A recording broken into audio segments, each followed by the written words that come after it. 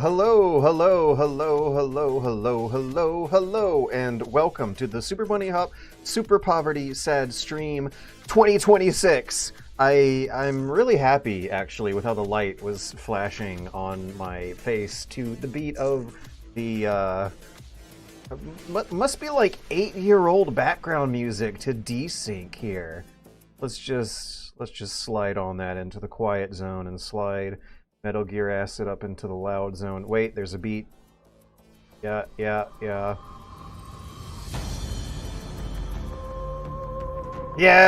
I synced him up. Okay, I don't know if anyone else noticed that, but the music timed up with the main menu splash, and the genres weren't even that different from each other. Hello, and welcome to a good day? Question mark? I don't know. The days are hopeful. The situation is dire, but listen up.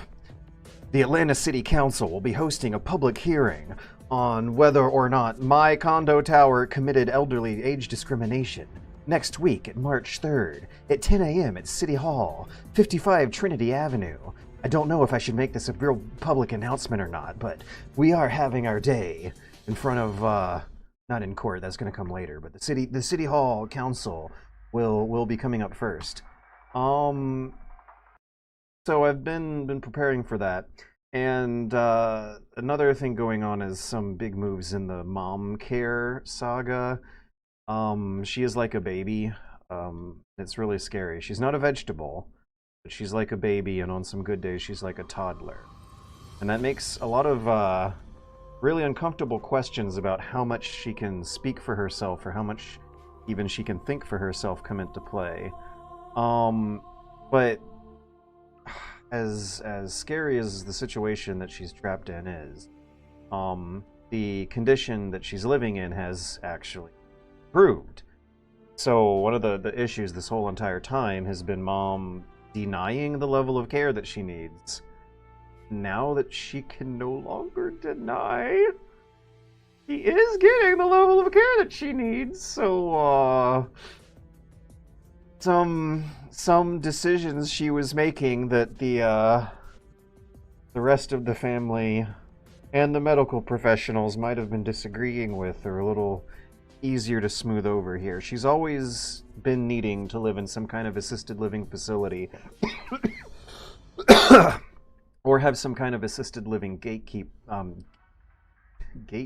caretaker, and now she has a 24/7 caretaker.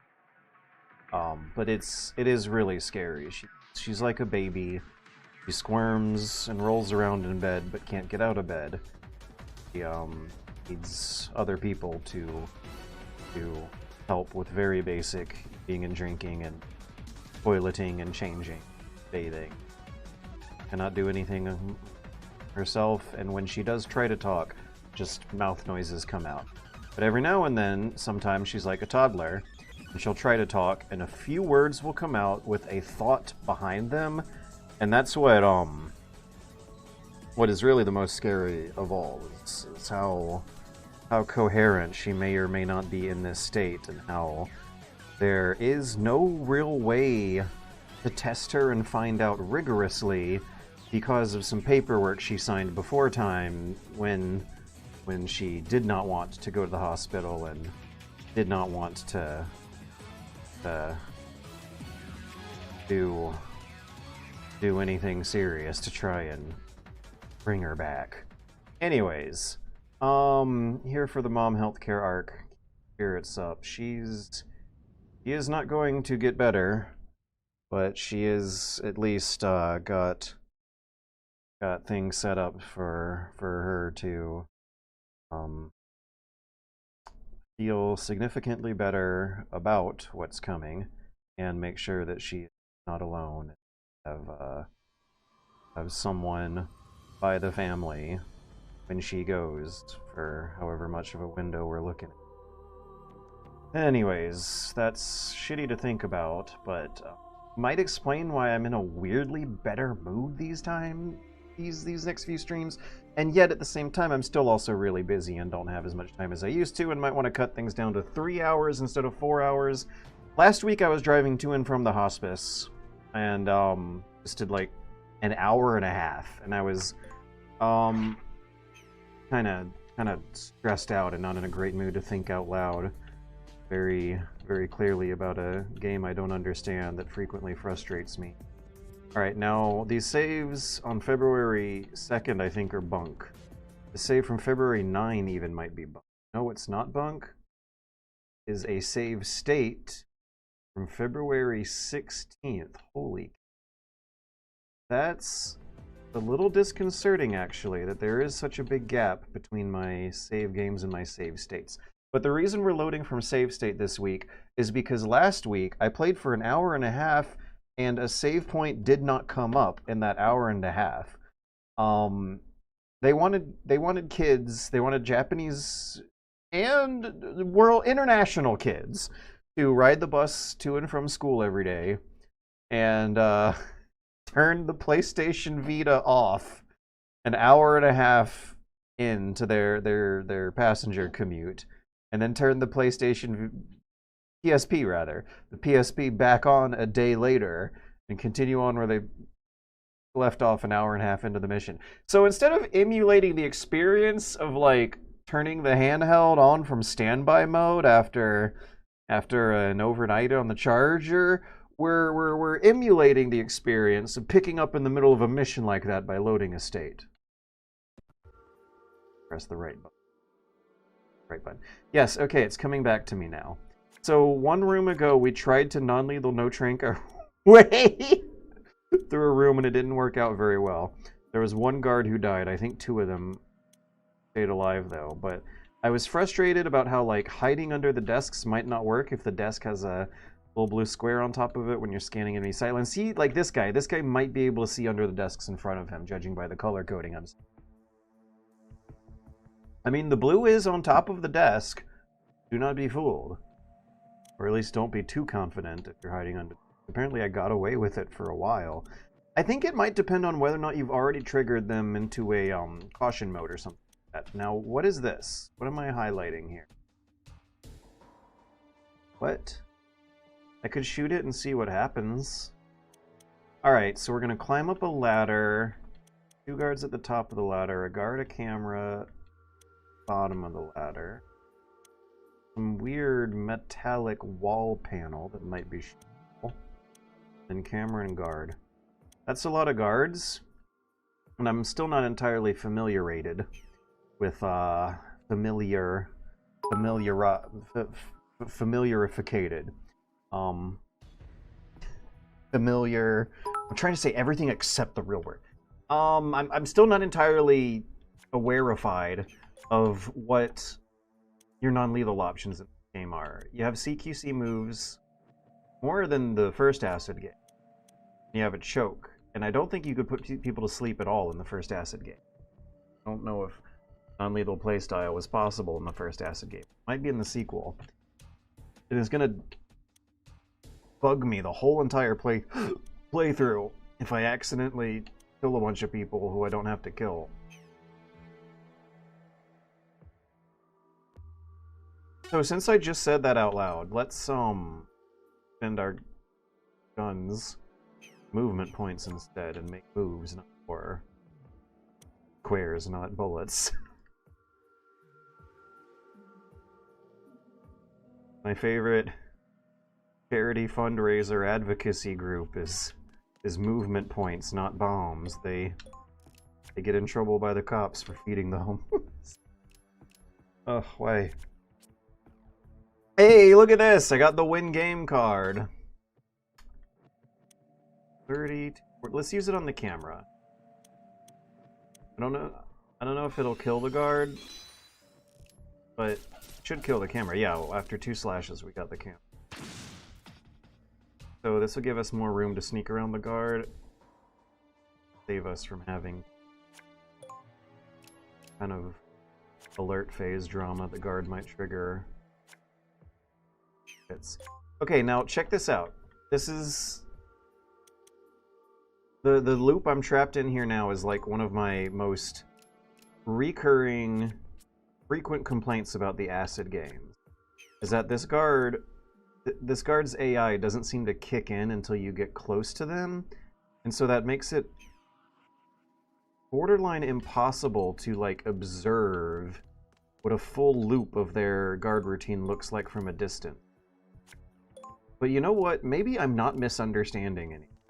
Maybe that really actually is how it's supposed to be played, because it's supposed to make you take a risk to observe. Maybe there is a hidden, understated risk versus reward logic baked into their distance-triggered AI. Maybe you are supposed to feel nervous.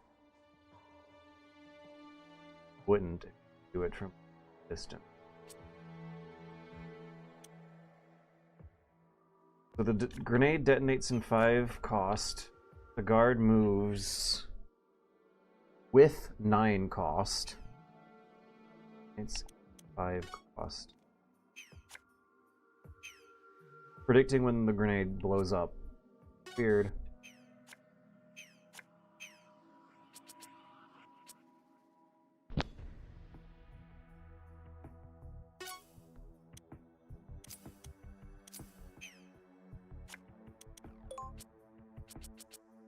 Sokolov's gonna be useless until I get equipped weapon. I also thought in the bathroom earlier today that I should just use one of the pre-built decks. Maybe one of the problems I have is that my deck is bad, and I should let the game. I should swallow my pride and let the game pick instead.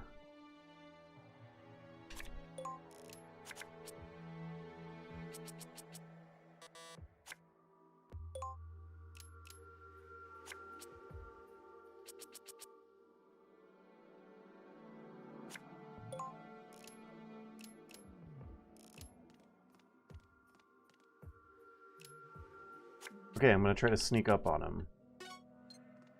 See how well this works. So making those moves is gonna cost me 4 cost.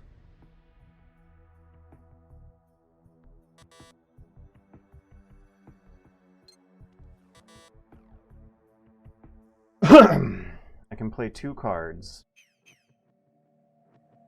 I don't have anything in my hand that'll instantly put him to sleep from behind. So I'm going to spend a movement card and the Eva card, hiding under the desk, as I consult the discard pile for hopefully a more useful hand.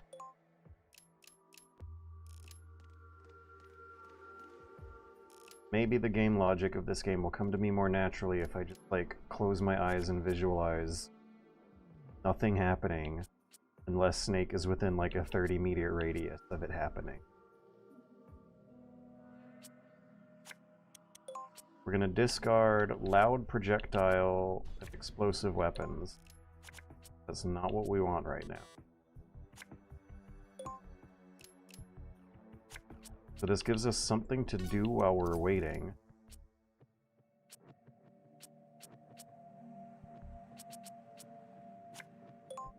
But I am still faced with the reality that the game is very RNG driven. Okay, now we got a tranquilizer, but I'm not entirely sure if it's silenced. So maybe I should punch him, give him a couple CQCs. We'll play this card and the cost shrinkage. Oh my god, the play 3 cards applies on your current turn. I thought I said out loud a week ago that that's not how the game's rules work. Okay. Maybe I could move with one of these. Move with this guy.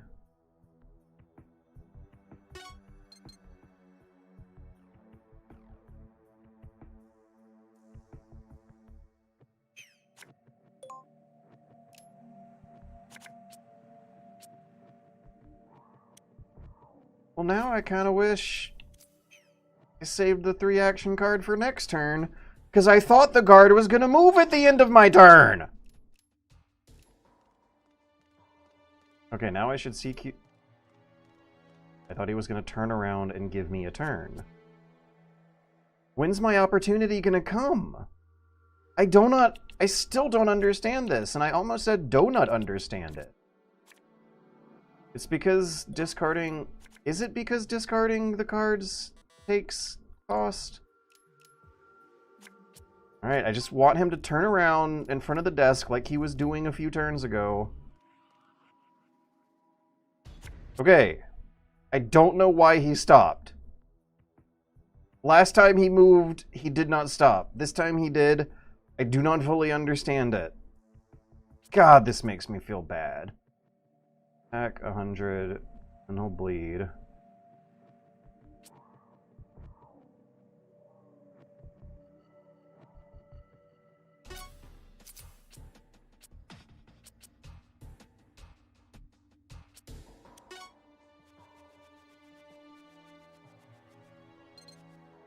Oh my god, I wish I could undo. I can play 3 cards.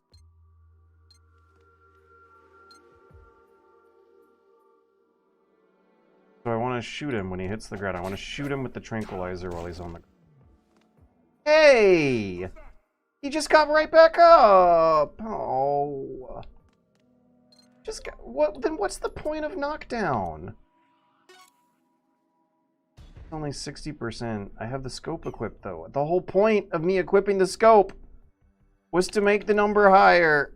Only 60%. It's gonna miss. Look, I called it. I predicted that. When good things happen, I don't predict it. When bad things happen, I am able to predict it. Alright, well, nothing went according to plan again. I sat there waiting for an opportunity, and it never really came. An opportunity to have CQC moves in my hand and for the guard's back to be turned, so I got impatient and started CQCing him some other way, and the knockdown didn't work the way I thought it would. The accuracy boost for the tranquilizer did not work the way I thought it would. Nothing ever works the way I think it should in this game. Ever. Like, this has been days upon days, weeks this has been established, since Metal Gear Acid 1. I do not understand the system. Ah!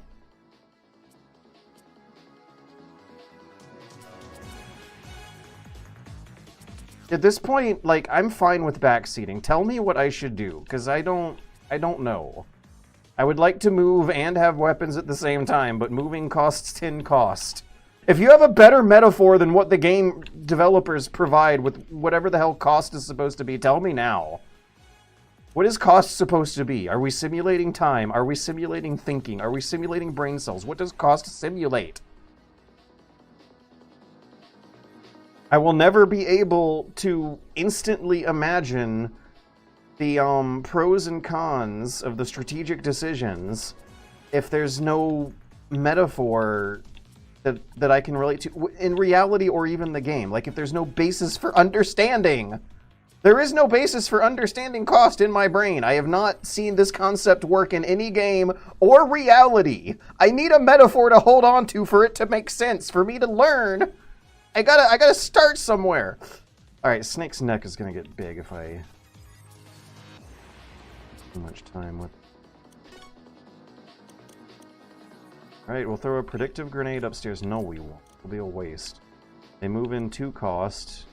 Well, I don't fucking know if they move in 2 costs.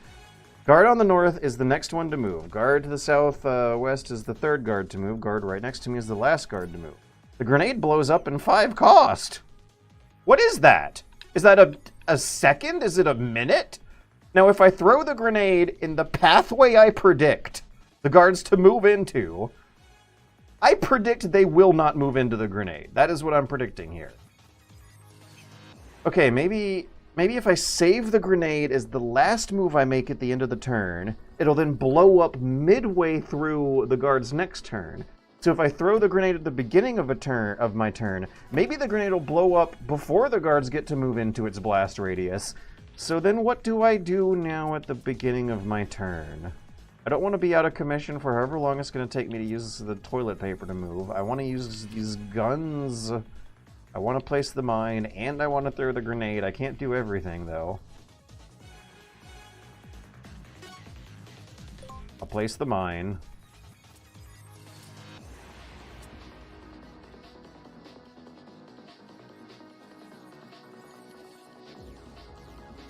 How much health does he have? A lot, right? 222.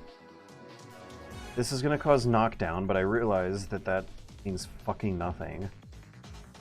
Hit percent decreases, knocks target down. Now this will cause 100 HP, and he'll bleed the next few turns. I would like to use both and the grenade, but I can only use one. What do I want more? 40 times 2 will be 80. I want the crossbow more. Okay, so we actually are gonna... No, we'll save that for... Use this. Right up to him. Like, this is... Yeah. We'll knock him down and shoot him with a gun.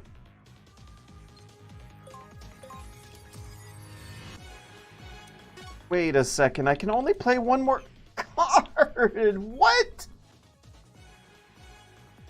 1 out of 3? When did the timer jump? When did the card that you're playing counter jump from 3 to 1? So I can play 3 cards, right? Does the CQC add another card that you've played to your total? All right, now, did I misremember the past 60 seconds of my life? Because I remember playing 1 card, not 2. I remember playing 1 card, and it's the AKM. No, yes, no, maybe I played the Claymore. No, I did play 2 cards. Why did I forget? Why does my brain not work good when I play this game? I want to throw the grenade, but I can't, and I'm just going to have to accept that. 90% chance. This one will hit. 120. Okay, I guess it'll hit for more than the menu said it would. Ah! I'm going to see what Twitch chat says, what the computer does.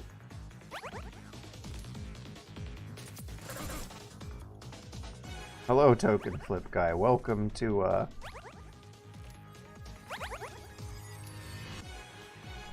Welcome to this. They're just standing there. Are they gonna do anything? Now I'm just standing there and I'm not doing anything. No, they're just standing there and not doing anything. They're not gonna run into my mine.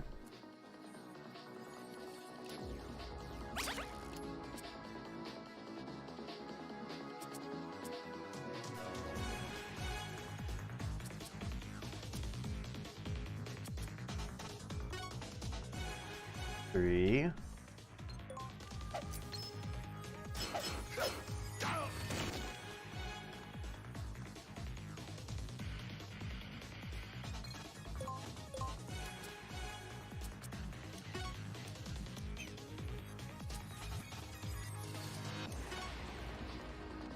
Two.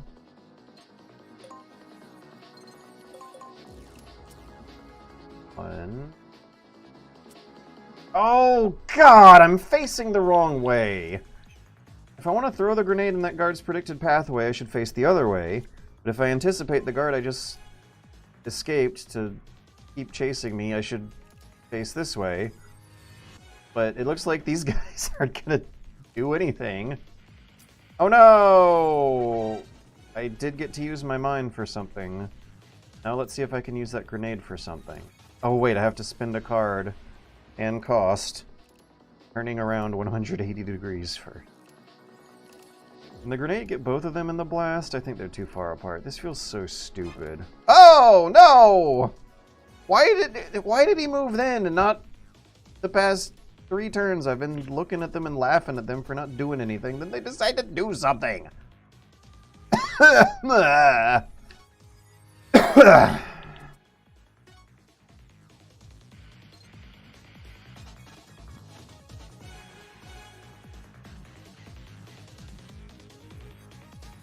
How far can I throw the grenade?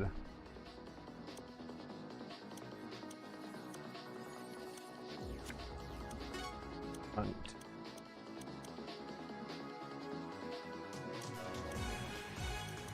Hunt. 3. And 4? Okay, why does it seem like my grenade throwing range increases if there's a desk in the way? You see how Snake can throw 4 squares to the east? But if he throws to the southeast, it's like it's counting the diagonals, but there's no diagonals in it. So the rules get weird when you're playing a square-based grid game and you gotta count with diagonals, and the rules are 1, 2, 3, 4, 5. But if you're aiming straight ahead, it's just 4. Ba-dum. Oops. Throw this. Oh, fuck off! I did not... I really feel cheated by this. I did not know I can't throw the grenade at this distance. I walked 1 square too close, and did not even know it until pressing the buttons. Jesus, fuck this. Fuck this game. Apparently there are people who really like this. Who are these people? Why did that guy die from 3 shots to the head when he has 250 HP that only flashed for 30? Why does this guy... This guy has 60 HP. I guess the guy I just shot had 60 HP, but the guy I was right next to earlier had 250 HP. That's a completely different tier of enemy that requires different thinking. One of them's a bullet sponge, the other I can suppress fire with.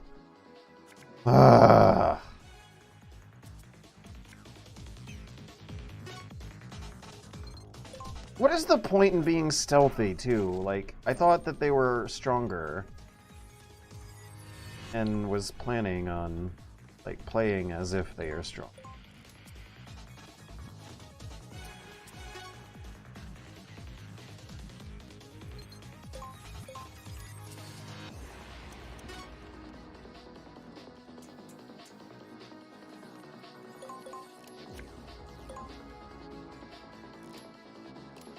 That guy new? I think that guy's new.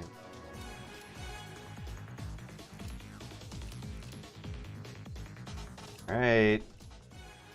Bum bum bum bum bum bum bum. Evasion's at 90%. Camera's still gonna be activated. What is this wall panel about? They explode? I don't want to shoot them if they explode and I'm too close.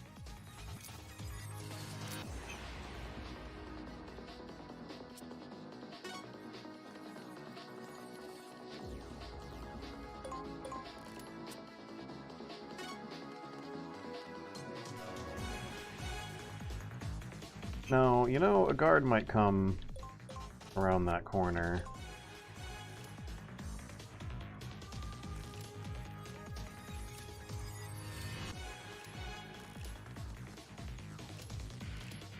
Aha, I predicted. Guard did come around that corner.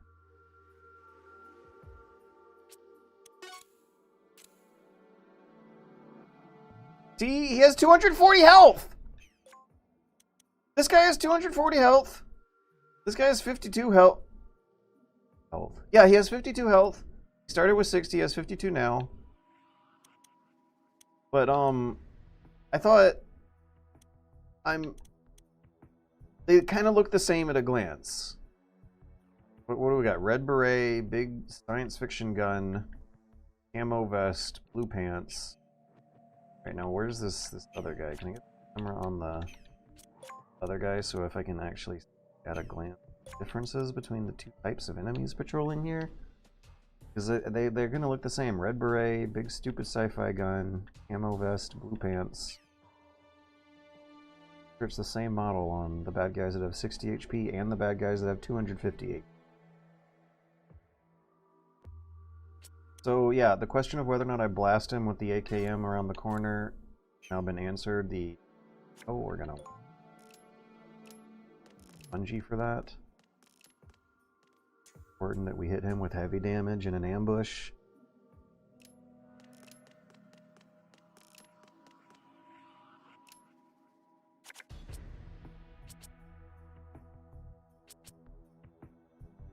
Alright, now is this going to get added now or later? Out of 3. I get it. I get it. I can play 2 more. It did not give me a 3 out of 3 counter, but I did practically play 3 cards because I played the last one that added another one. Okay.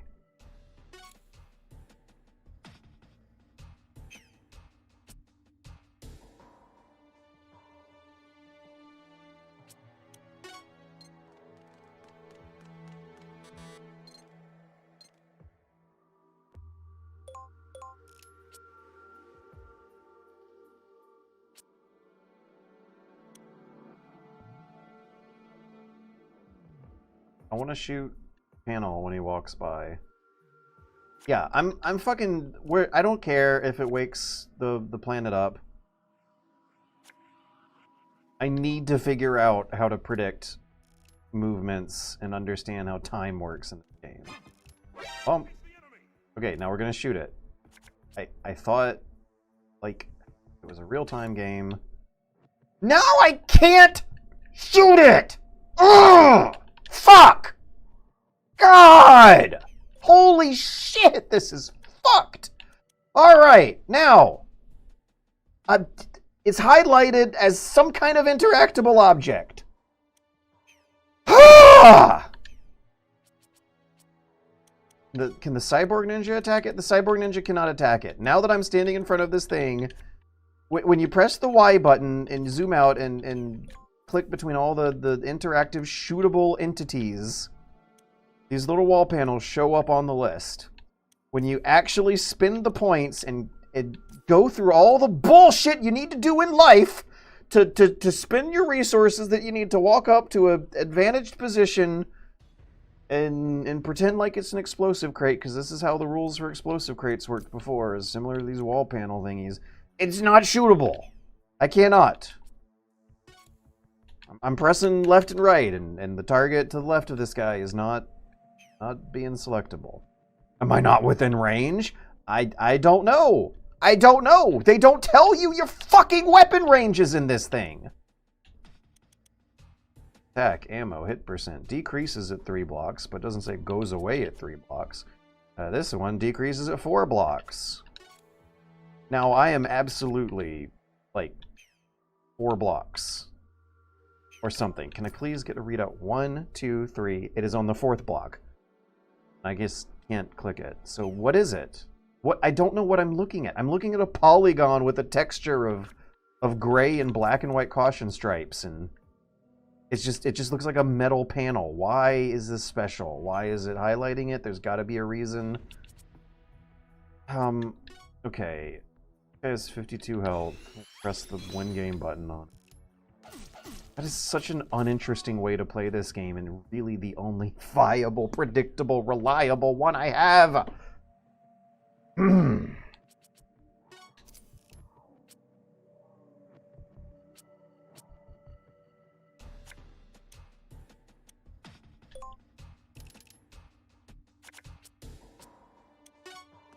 Okay, so I saw that there's some way you can use the guns on the camera from down here.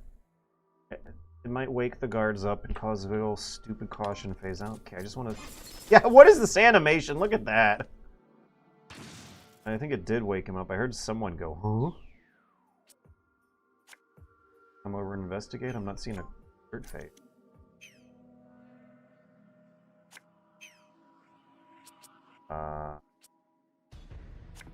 Crank him, I guess.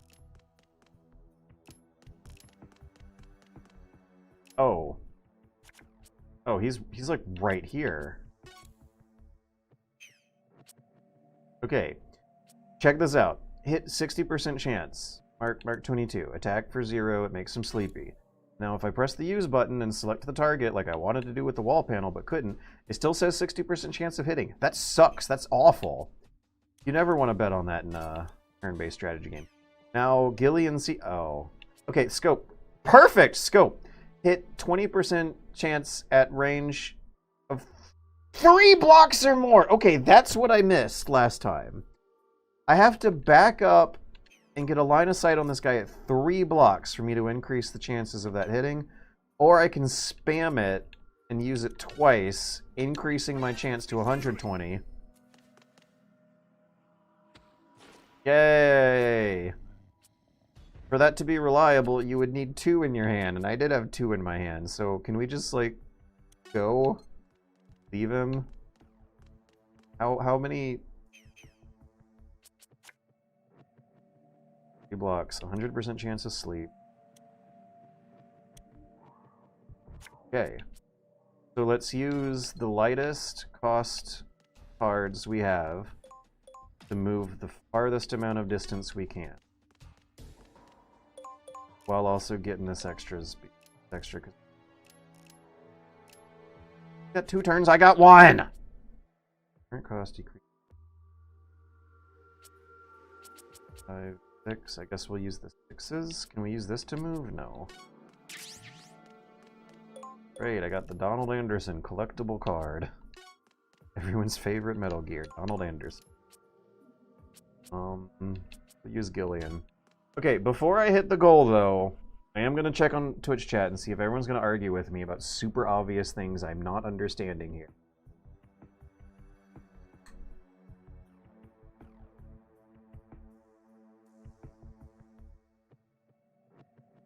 Nobody told you it was Metal Gear Monday, old lady hater? It's... Metal Gear Monday happens every 7 days like clockwork. It is the foundational principle that all of civilization is based off of, because ancient Mesopotamian records show that people have been dividing the week up by 7 days for like thousands of years now. I think it has something to do with moon cycles. Like the moon goes through some kind of 7-day cycle, and so when like prehistoric Unga Bunga caveman people were first figuring out ways to measure time, breaking it up by 7 was quite convenient naturally. But what that means is that there has always been a designated Metal Gear Monday ever since like the concept of Mondays existed. Was Monday invented for Metal Gear Monday, or was Metal Gear invented for Metal Gear Monday? I don't think we can answer that question, but what we do know is that you should have known, because this is a time-honored tradition that almost seems like an instinct of human behavior. We have to celebrate Metal Gear Monday, or else we like develop depression or antisocial tendencies or something. Like it's a normal part of human behavior is going in and out of this 7-day cycle of Metal Gear Mondays. So anyways, I got kind of carried away. I bet Snake's got a bit of a collar at the moment. So, old lady hater, you think that no one told you it was Metal Gear Monday, and while I might be one guy with one social media account who tries to get the word out, the fault is really on you, my friend, for just not being a part of normal society. Holy shit, that sounds bad. I don't know. How long do I want to keep this bit going? Well, old lady hater, I just realized your name's Old Lady Hater. I have a soft spot for old ladies right now, and for Metal Gear Mondays. So you're on the watch list, buddy. This game looks like if Metal Gear Solid 1 and DDR had a baby. Yeah, it's like early 2000s PlayStation aesthetic, where they gotta save on the polygon budget. The DDR stuff, though, that's UI. You're talking about UI. So let's see what that is. It's very plugged into the PlayStation's controller. We're seeing X's, O's, squares, and triangles. The color coding wants you to immediately tell at a glance. DDR wants you to immediately tell within like 2 frames which arrow you're looking at and when it's gonna need to get pressed. This is a portable game that wants you to tell at a glance what UI elements are diegetic feeding you information and what that information. Yellow and black are harsh contrast. Look at how big it's getting. That's awesome. Right. That's so cool. Well, next time I won't press any buttons and just let it grow. I feel like a Hitman Go style simple board game Metal Gear would be too good. Would be cool. Ron Cinephile, one exists. There is a Metal Gear Solid board game. I have yet to play it. On Metal Gear Monday, I'm sure we'll get to it on Tabletop Timulator. I feel like a tabletop Timulator would be a tabletop simulator being played by Tim the Toolman Taylor from Home Improvement. But anyways, Metal Gear Solid board game is something I should investigate before Metal Gear Monday comes to its cosmological end. And I wonder if I'll like it better than Acid. When converting Metal Gear Solid rules to turn-based tabletop style stuff, this is making a lot of huge complicated stretches out of actions that system in Metal Gear has always depicted as more simple than that. Taking a step, hiding under someplace and waiting, observing the enemy. Yeah, right? Like, how do you use your binoculars to observe enemy patrol routes? This is something that you're supposed to do maybe 15 minutes into Metal Gear Solid. The first thing you do in Metal Gear Solid is crawl underneath an air conditioner vent thing, observe an enemy patrol route. You can crawl underneath things here, but it's the, like, observing enemy patrol route thing. Very, very basic part of the Metal Gear Solid game that, there are contradictions baked into this. Guards have patrol routes, you gain a lot from observing them. Do not start patrolling unless you get kind of close in the path. Infuriated George is good TV, lol. This is the second Acid 2. I wonder how confusing the first was if there weren't improvements. There are improvements. Both are confusing, though. I had a PSP 2, loved it, but never played these. It actually sounds a lot like Baldur's Gate 3 gameplay. Weird, George never played that one. I played Baldur's Gate 1 and 2, I'm fine. Baldur's Gate 3 came out, like, a year ago when shit is hitting the fan. I'll get to Baldur's Gate 3 when my fans are done flying shit all over my room. This mid-2000s aesthetic, too. You know what game has a wild mid-2000s aesthetic? Is Advance Wars 2. Advance Wars 2 is a game whose menus make me feel like I'm at a skateboard shop in 2004, and the owners of the skateboard shop are shoving my face into every poster on the wall and every piece of board art on the floor. For some reason, that game wants you to think about commercially acceptable attempts at rebellion while making a sanitized attempt at depicting war for little children on bus on their Okay, old lady hater likes that the item info devotes 1 page to mechanics and 3 pages to fluff. I feel like me and old lady hater are gonna be enemies for our life. It's true, I've been metaling my gear every Monday. Thank you, Server-Side Squid, for backing me up here. I'm on metric weeks myself, 10-day weeks for the win. What did the French Republican Revolutionary calendar do? Did they keep the 7-day weeks? They did something weird with months. I think they had 10 months because they wanted to take out the 2 months that were named after rich Roman families. August and July.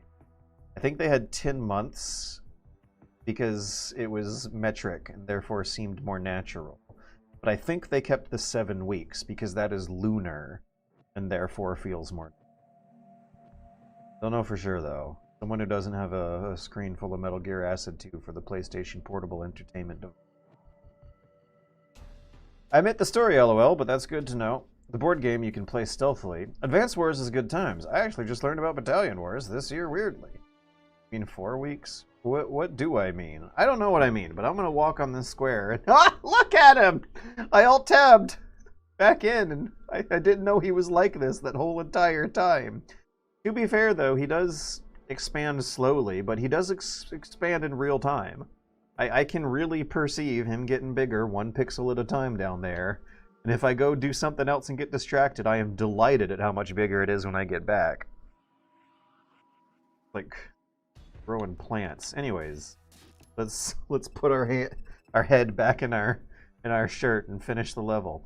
The monitor room is this way. Right, and you can open the research block shutters there. Just keep moving forward. And be careful, Snake. Got it.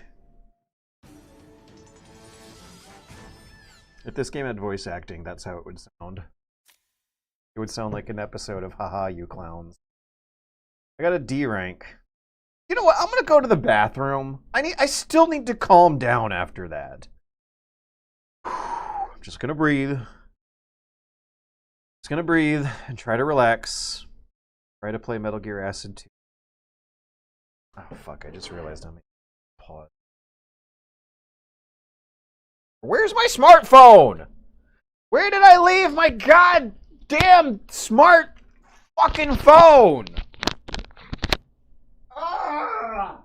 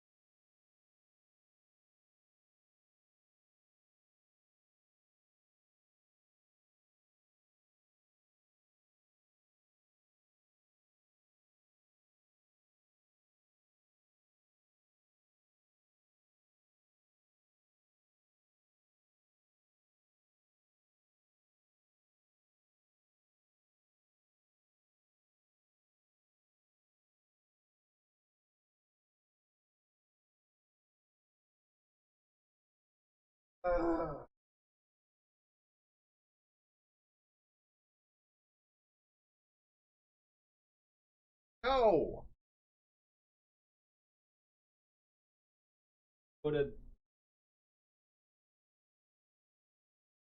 Where's my smartphone? Smartphone coordinates.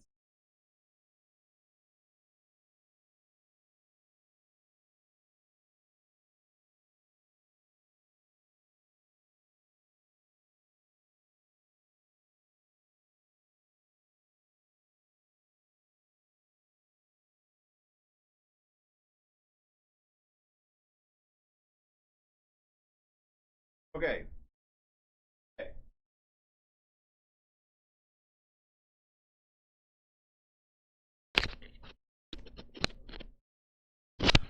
Okay. I got my smartphone. God, every time George reads, I realize just how badly he's missed his calling as a voice actor. Well, even if I heeded that calling, I would still need to somehow stick to a diligent work schedule.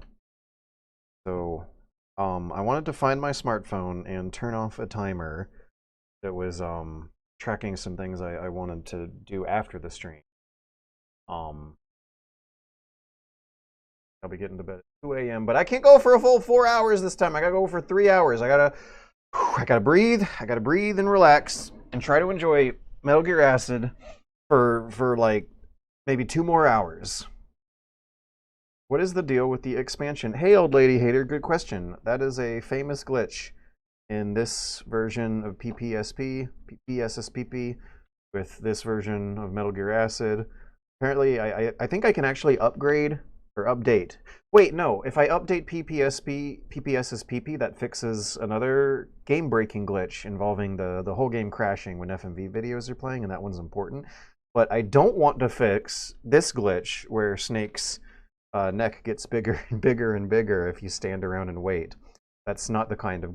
That's a feature, not a glitch. That's a feature, not a bug, I mean. Anyways, but a lunar month is 4 weeks, isn't it? You said 7 weeks because it's 7 days. The moon does something every 7 days that human beings that triggered human beings into naturally developing a 7-day week cycle. Who are the weeks and who are the months? You decide. YouTubers are kind of professional narrators. I was just watching like 10 narrow videos last night. To be honest, crazier things have happened to Snake. I say we allow it. I agree. It's like in Metal Gear Solid 4, I think Snake's like butt cheeks start popping out of his suit in the microwave hallway segment. Well, it's kind of hard to tell because he gets really hot and starts glowing, And the particular butt cheek part of his costume like glows with a certain color that may be skin tone flesh, but might also be like sneaking suit gray, just getting a little more red hot. It looks like his suit starts shrinking and his cheek starts bursting out at the seam. And it's kind of funny, but they're being real serious about it in the scene and playing super duper sad music, and Snake looks miserable. So like you might feel kind of awkward for laughing. Anyways, DARPA makes you enter search mode. Is that useful? I think I can press triangle to enter search mode. What is search mode? Is that what search mode is, when I press triangle and click around at the targets that may or may not be real targets? Also, we did not get a big victory fanfare. I'll start overwriting these. No story scene at the end of that mission. That is different. I'm going to save a state just to... Now, I wanted to edit my deck and make it less... Card shop. No, this is important. This is a ritual. At the end of every mission, you... Attack or equals Jennifer. Added comp. Buy one of these. A couple of these.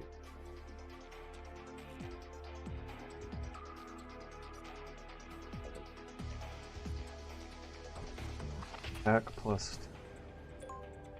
That's so specific. Volgan Bullet Punch. Own handgun card and target's hand are destroyed on... User's current cost is 15. That sounds counterintuitive. Bullet Punch sounds very, very situational. All the enemies I've been facing have been using two-handed weapons, so when they say own handgun card in target's hand are destroyed on a hit, not only is the translation kind of weird, but I have not seen anything in this game so far. I've not seen any enemies using handgun weapons. So I assume that what that means is that enemies' handgun cards explode on a hit.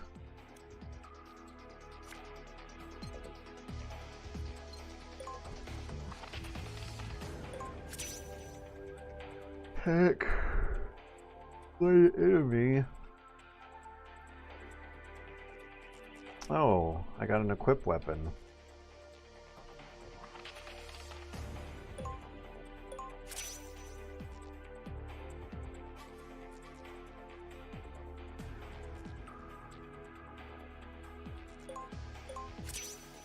Wondering how that active sonar works too.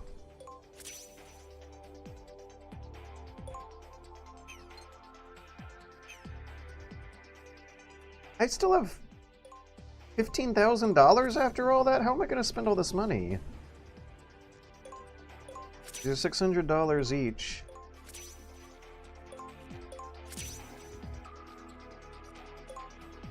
Call it here. I got ramen. Wait, no, before I save, let me auto-edit the deck. So, I was advised against auto-editing the deck in the last Metal Gear Acid, but something is wrong here.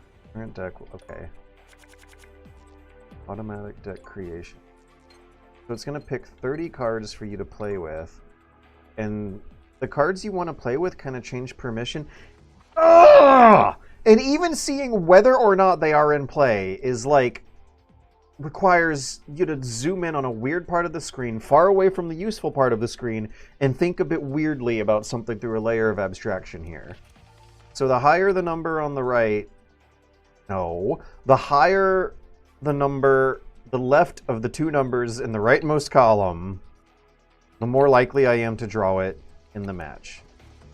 So cost -4 is up there. AKM is up there. And can I sort by like frequency? Got 2 C3s. I don't know why the auto put that in there, because those are not useful.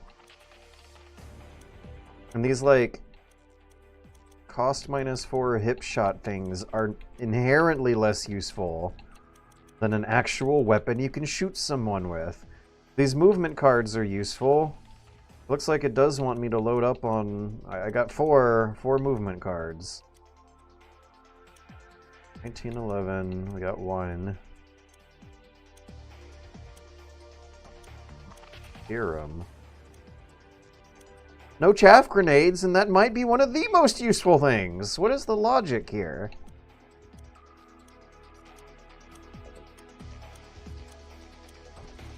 Anderson.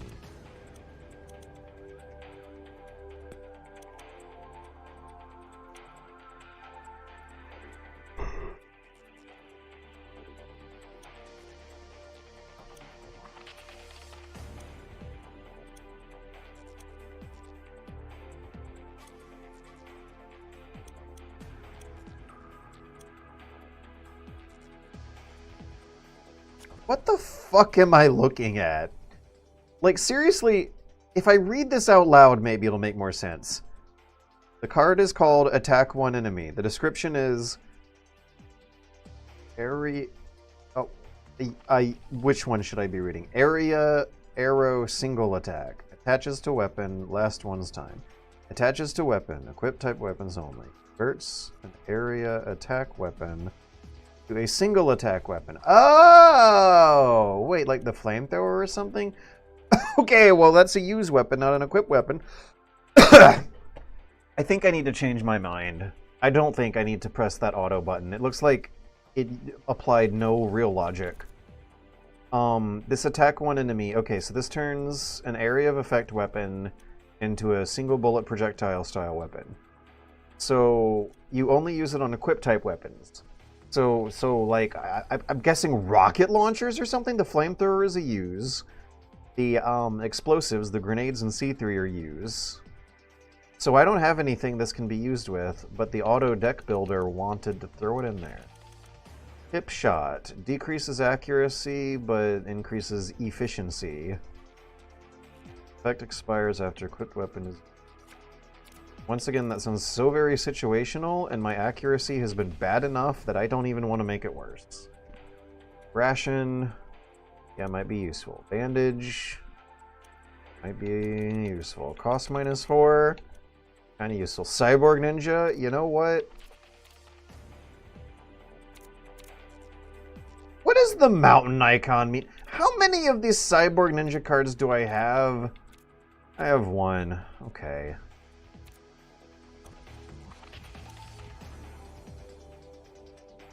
What the fuck does the mountain icon mean?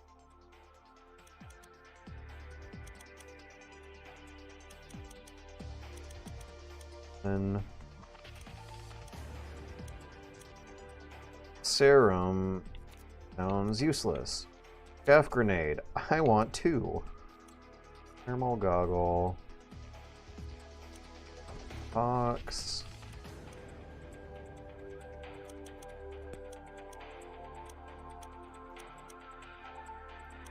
Hang sounds kind of useful. Box, I think, is the most useful thing I've seen in a while.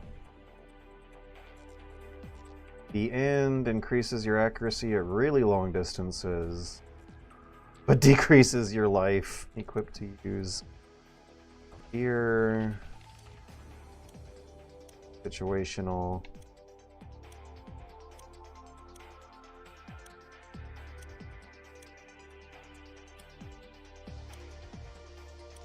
Wait, add AP. Armor piercing. Triggers automatically. Adds anti-armor. Links shot fired. Triggered automatically. Adds armor. For area attacks with box. Adding an anti-armor effect to my attacks is something I have been thinking of. But the Sokolov card requires an equip weapon. This sounds like it might not. Ranged or air. But the thing I want to make sure here is that I'm not the one having my armor pierced. Okay, I'll try it. Add AP linkage. We gotta make a sacrifice though, and take a few clicks to figure out exactly.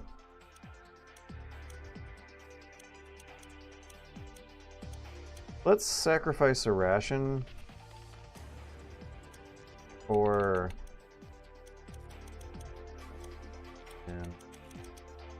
let's sacrifice a ramen. Rations are superior to ramen in this. And it was add armor piercing linkage. Alright. Okay. Let me press circle. Yeah. In deck. Armor piercing linkage. Where'd you go? Armor piercing linkage. Where'd you go? Knockdown linkage. Cost plus linkage. There's armor piercing linkage. Where's armor piercing linkage? Where did it? Oh, God. Where did the armor piercing linkage card go? Because that's how I'll know if I'm using the correct deck or not. It might have just reorganized these things in a way. Yeah, there it is. Not the bottom of the list anymore. Was I at the bottom of the list? It is in my deck. I think I pressed the right button. Alright, now let's save. Check Twitch chat. And then move on. App select. I'm only like 5 levels into the whole game. Okay.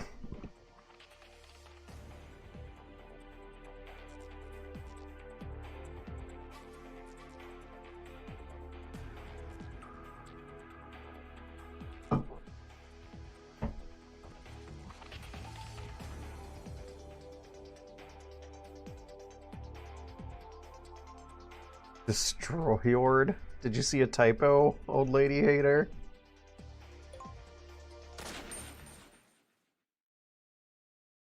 The one and only question. What the fuck? Oh yeah, I remember seeing this. Apparently this game has mutant monsters. Look at those tusks. It has tusks. Alright, so we're gonna fight an orc from World of Warcraft with tusks. Another potential sacrifice. What the hell's going on? You're too late to capture me. Much too late. I am Harab Sarap. The Queen's birth will soon be upon us. But first, those who have mistreated me will be dealt with. I'll start by tormenting you, each and every one of you. Then I'll begin slaughtering. Snake, this guy's bad news. Thanks for pointing that out.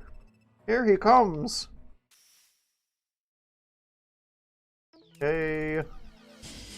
Some sort of experiment test subject, a Blanca type character is breaking out of the lab. 1,000 points of HP. Looks kind of like a sumo wrestler. It's like a short range attack in front. I got 2 movement cards, cost -4. Anti-armor. Does this guy have armor? He has front of 8. He does not have armor. Maybe I should discard the most useless cards on my list. At the moment. Okay, looks better. Oh, I can't play any cards. Maybe I should have left the discard for later? What? Is this how it moves? Oh my god, that's how it moves.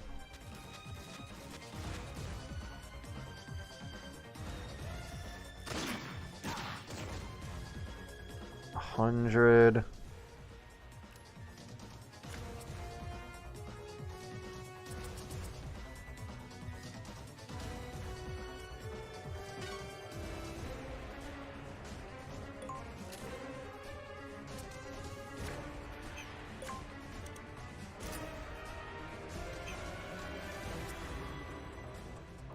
If I play this card, can I just go ahead and begin my next turn because I have a cost of 0? I have a flag of 1 and a cost of 0, and I think since my cost is lower than the boss's, I get to go again. Yeah! Awesome. Alright, I get to play 2 cards. The C4 isn't going to work at this range. I think I need to use the cheapest card possible to move just a bit. Yeah. And maybe 1 forward. Make sure we're facing it. Okay, now that's a cost of 4.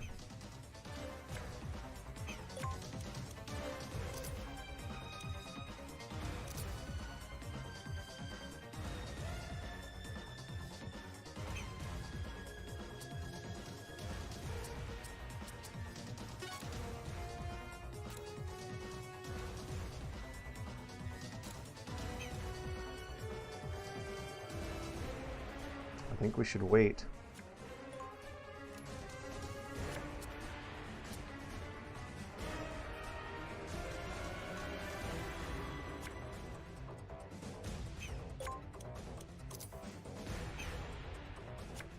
Let's wait. Okay, did it subtract his cost? It had 9. Okay, now he has 1 cost. Wait, and he should move. 5. What the hell? Nothing. He didn't move. Okay.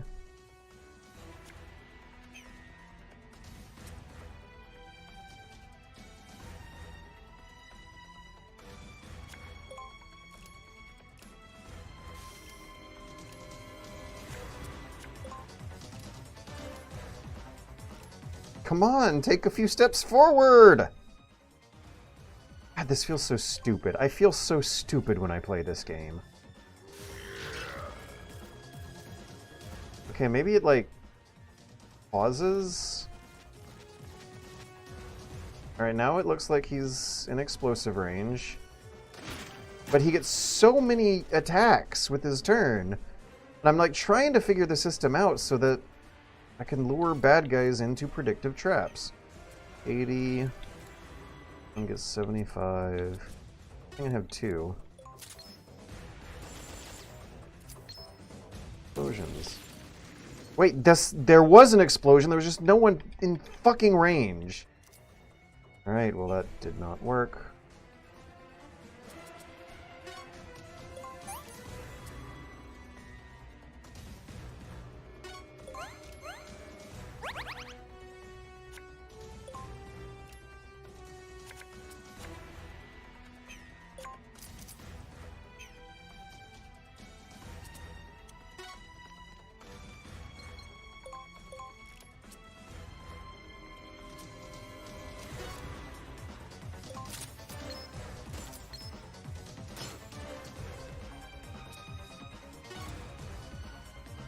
Maybe you should shoot the rocket launchers. So what was the deal with those misses? He doesn't have armor, but it played similar special effect.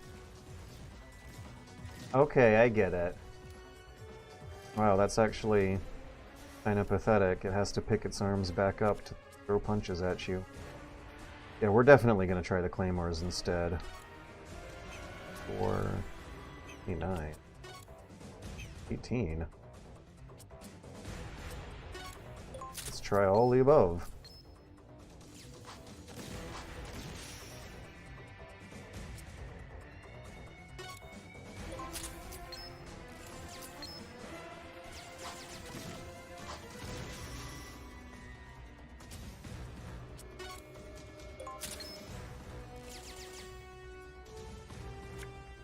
That at least exhausted the front of 8 it was equipped with. 14-2. So I don't want my cost number to add up to... Wait, is it growing a new pair of arms? Because I see other arms down there in the background. Oh, I'm fainting. I'm fainted. Okay. Oh good, C3 again. Half grenade won't be useful. Box won't. Actually, I wonder, will the boss be useful?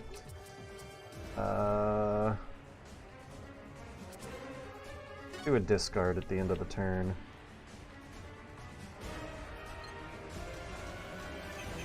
Let's play with boxes.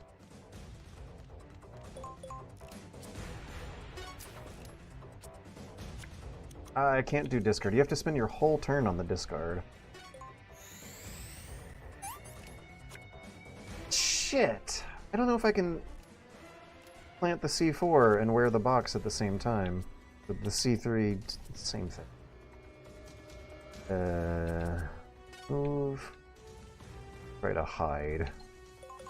Till we have a hand full of the most appropriate weapons to use against a big slow boss who runs fine. I'm gonna pee. I'll be right back. I'm going to the bathroom.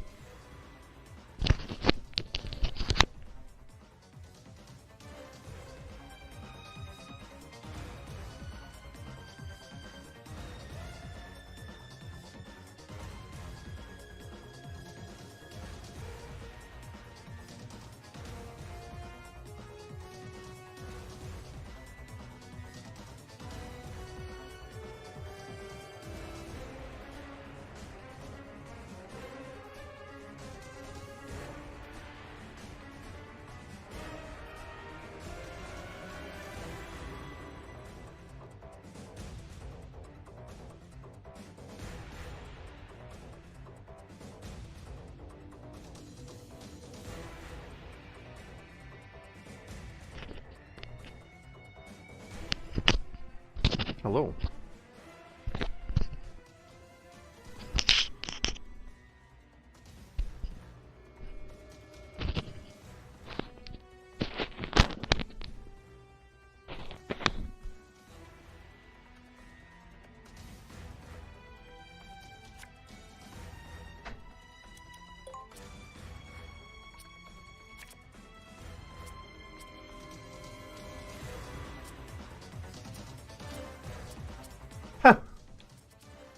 The 1911 has more accuracy than the AK and hits for more damage.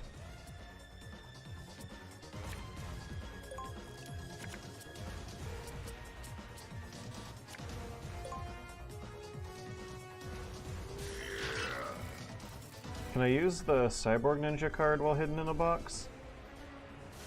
Is it gonna go a shorter route to me, or is it gonna retrace my footsteps?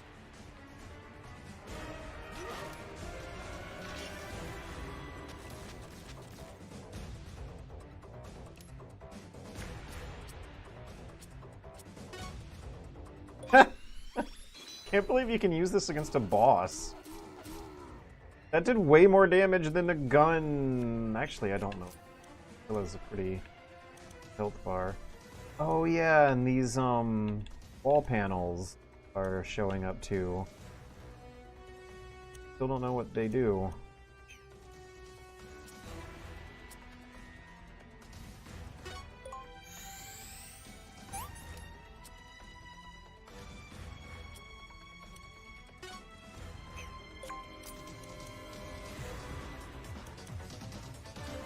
Maybe you lure him into punching them? He'll like pull himself into it and get shocked or something?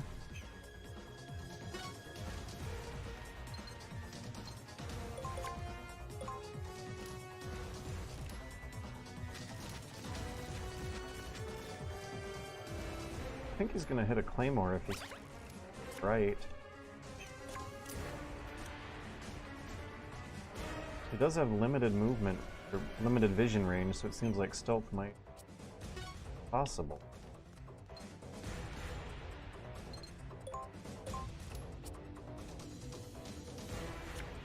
I know you cannot lay mines the box on. I don't think I'm ready to take it off yet. Hey, he didn't hit the claymore! Didn't I leave a claymore down there?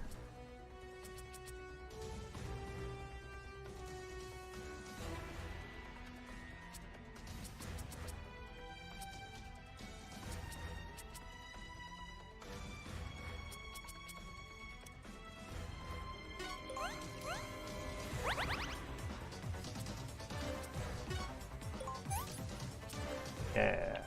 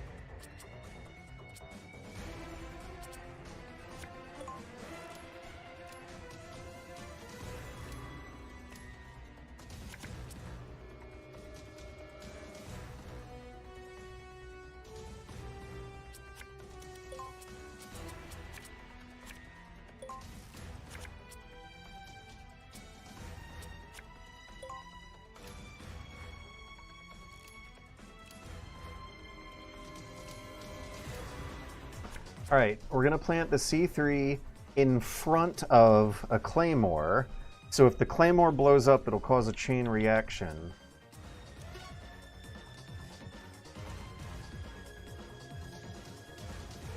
I'm going to take the box off now, and hopefully that'll give me more squares to move around in. Yes, without consuming a card. Oh, the squares are exactly fucking the same. Alright, now C3. And... oh, I gotta move one square.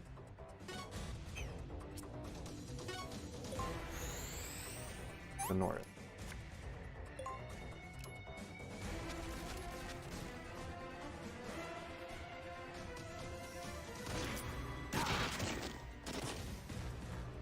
Oh, thank you. I moved one square to the north now.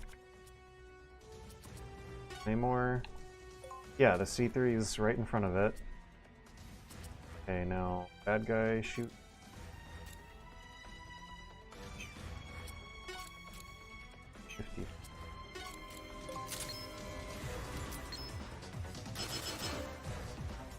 Body armor. Hang on a second here.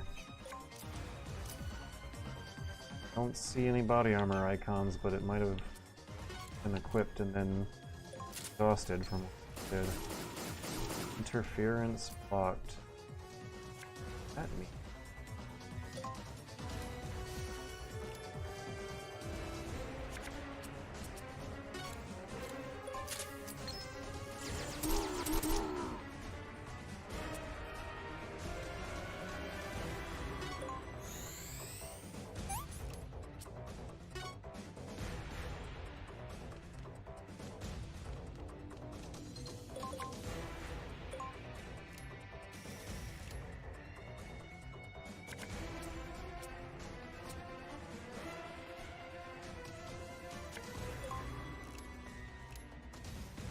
Cards in my hand.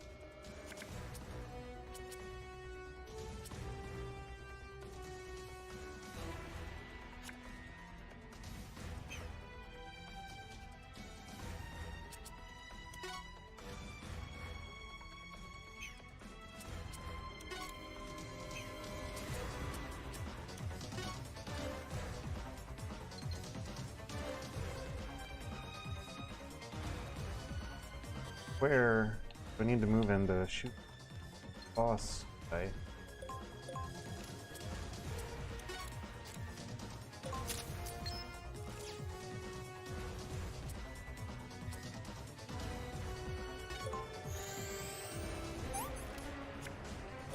So I did just take some useless pot shots at him, but I didn't want to waste the 3 cards that I can play per turn.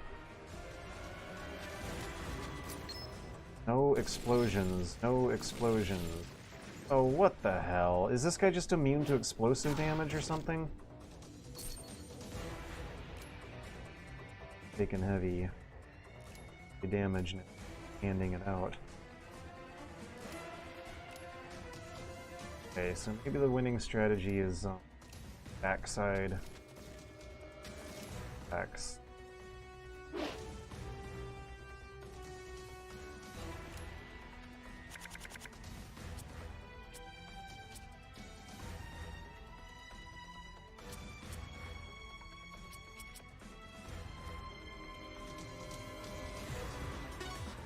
Cannot use? Why not? Why not?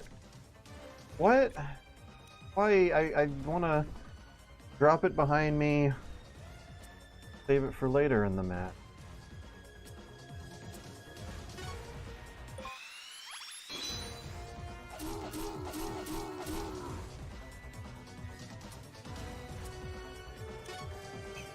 Now I can! No, I can't.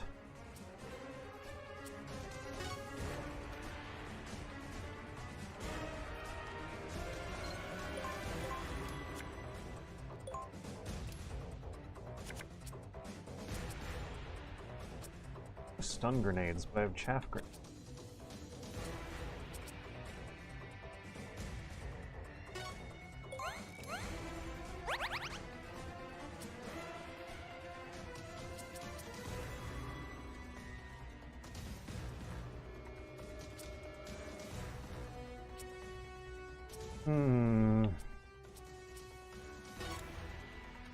Wait, now I can shoot these things.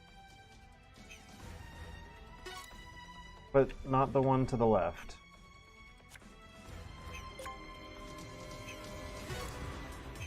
Okay, how many squares away from me is it? 1, 2, 3, 4, 5. It's 5 squares away because Diagonals count as 2. Not counting diagonals. 1, 2, 3, 4 squares.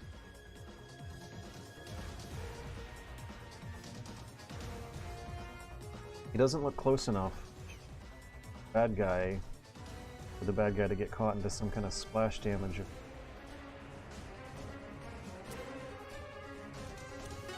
Play one more card and we'll just go.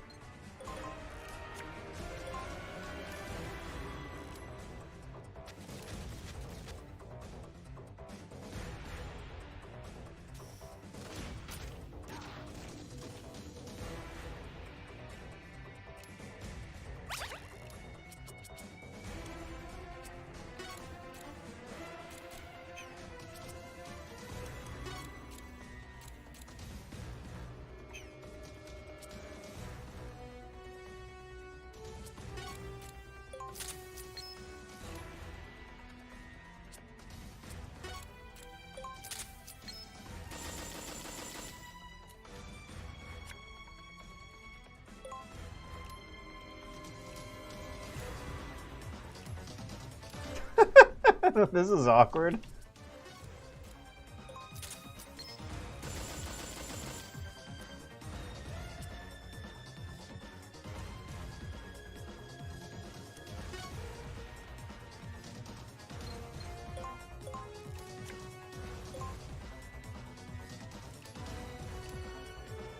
So it shoots its arms at you, and it takes a minute to recharge and grow a new pair of arms. So until then, he just kind of looks at you and looks at you menacingly. Okay, I can use the toilet paper. Oh, I think I used the toilet paper to move instead of heal.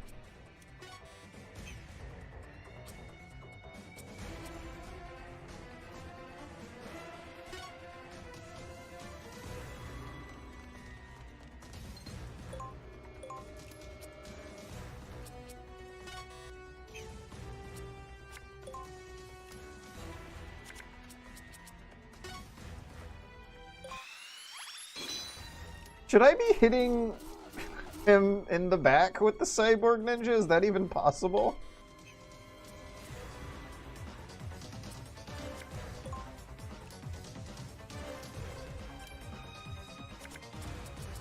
Oh my gosh, I have two C3s now.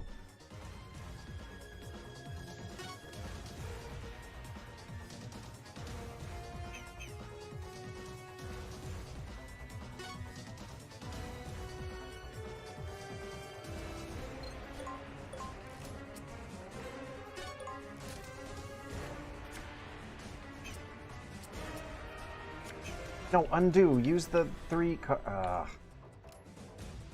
Alright, I'll drop these C4s in the middle of the stage while I have a chance. I use 3 cards. Be worth it.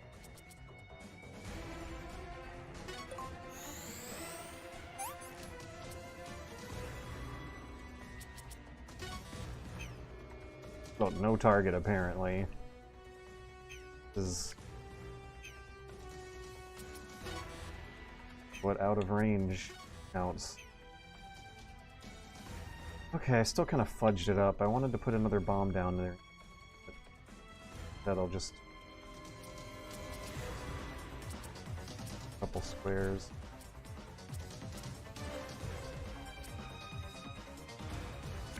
Is he wearing armor right now? No, he has front evade. Okay, armor. Target interference. Okay, maybe I want to keep the C96 and use the AKM for... I want to put another bomb down 3 squares away from the previous one. And, lure him in a big zone full of bombs and a big chain reaction. Is he pointing that way?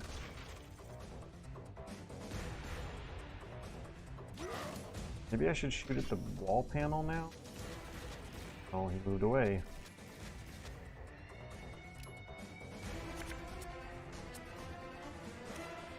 Okay, let's put a C... I can't. Oh, because his arms are on the ground. Fuck this. Arms are on the ground, so I can't put things down because arms are in the way. Okay, I want to put a claymore in front of a C4, and I want to shoot him with the gun, but I cannot do everything. He has front evade equipped, but I'm shooting him from the flanks, so that shouldn't apply. So I should pick the one with the biggest number. The AK-47. 80% for like 90 to 100 points of damage. Front evade! See, like, do you guys actually hear how I'm like aware of some things going on in the system, and I actually am planning for it and trying my darndest here, but whatever I try is never what I expect. Like, I think this stuff out loud and have a visual that, okay, maybe it actually is happening every now and then, but when I care, when I'm actually paying attention, it feels like it never works. It's a 100% failure rate almost whenever. That's what it feels like. That can't be mathematically correct, but it feels bad. It feels so bad to just have your complete short-term sense of expectations get dashed like this so often, so much, all the time. Target interference. Okay, well, he doesn't have any equipment. I don't know if that means the same thing as interference. 74 for 60 damage or 70% for 80 damage. I think we'll use this. Yeah, that extra 4% of accuracy probably gave me those hits there. I think we'll also use this. He just shot arms at me. He grew another pair of arms, though. He's going to go soon. He's going to go in a while, actually. I might have a shot at unloading on him. Also, my health is at half. I really got to make sure it doesn't lower than my second half.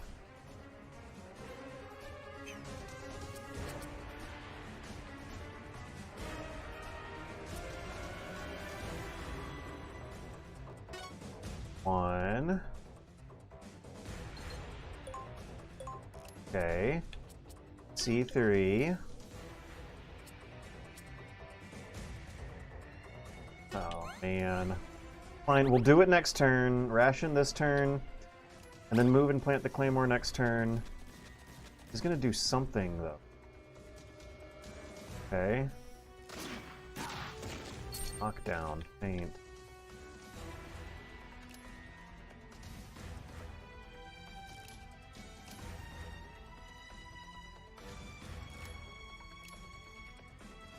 Okay.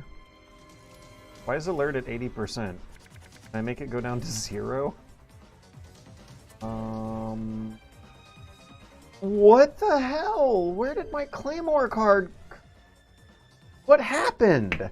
He did some kind of attack that clears my hand entirely and I didn't even know that was a thing.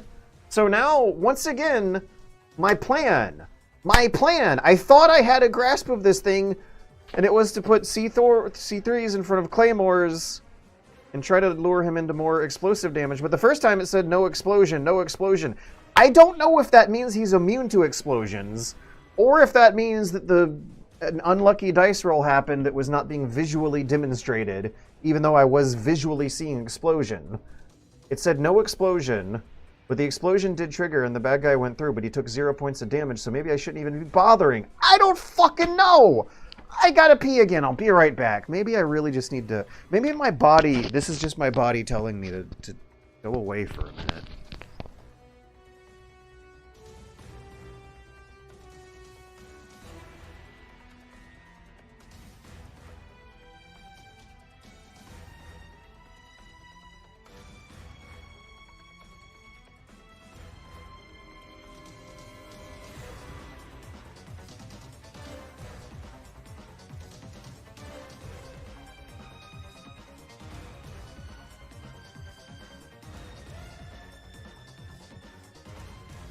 Oh, okay. And another thing going on here is that even though I'm getting my ass kicked, I think I'm gonna win anyway. So the familiar game criticism advice of verifying that it's a good game by seeing whether or not you're having fun while losing is not working out here. I'm not having fun. But I am losing. But I also don't think I'm actually losing, because I'm going to keep drawing healing items. And the bad guy's not, and he's at half health, so we're in the second half of the boss battle as far as he's concerned.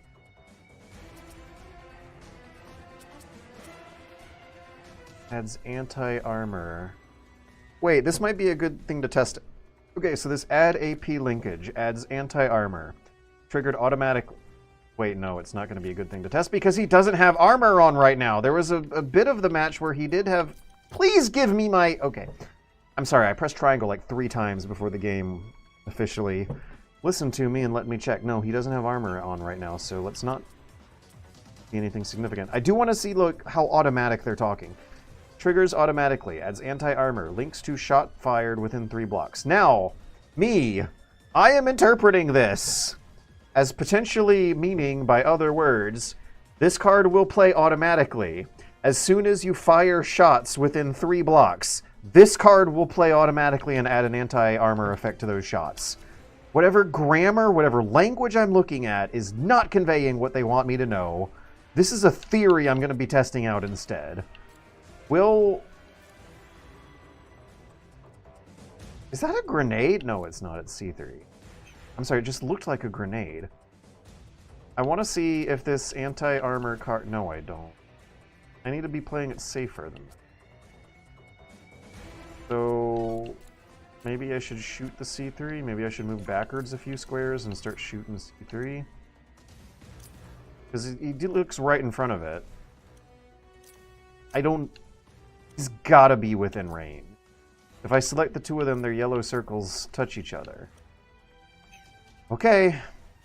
Now, but what is the range? It's not showing me what the C4's blast range is, so I don't know if I'm safe. With most grenades, it's like a 3x3. So if it's a 3x3, then I would need to be... please zoom out. Please let me see the bomb. Snake's little, like, info square is in the way. I can't... Okay. Where is the grid line? It's not matching up with the game logic grid. 1, 2, 3.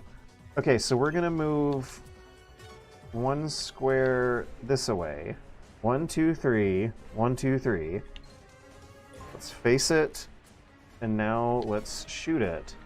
And see if that anti-armor... Fuck me. No explosions? No! You're lying! The game is lying! There was an explosion, it just didn't have a calculable effect. And I don't know why. The bad guy did seem to be in range of it. I'm not seeing anything on the screen here. No close range combat. That doesn't say no explosion. It doesn't say immune to explosion. He is immune to explosive damage, I think. I don't know. I will be operating by that rule for the rest of the bite. That's the best I have to go off of. I don't know why this game's rules are so hard to figure out, and even when I do have them figured out, they just suddenly change all the fucking time. And nothing that I ever predict goes the way I predict it will.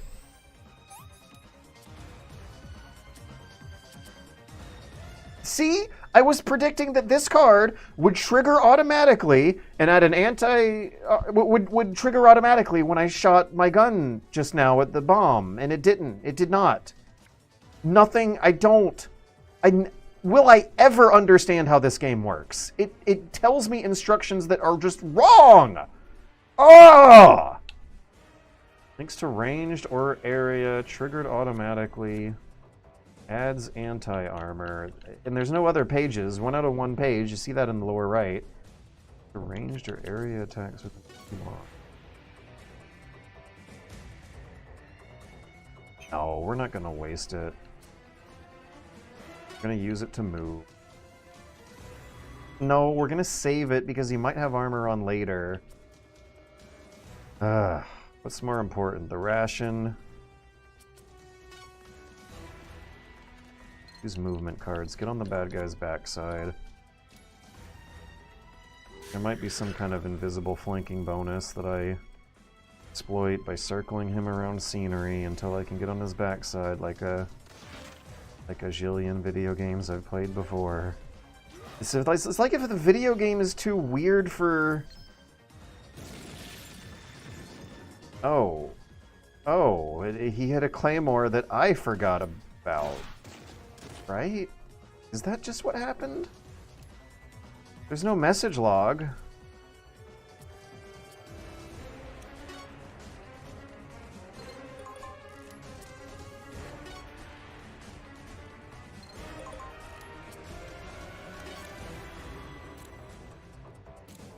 What does this do? I just want to see what this... Oh, it ricochets. That was lucky. Okay, so if you hit it at an angle, it turns it into a straight line. All right. I'm winning. Really doesn't feel like I'm winning.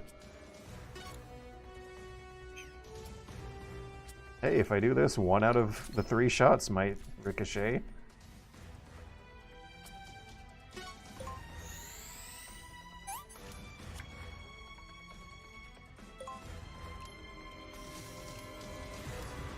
Now I have some pretty shitty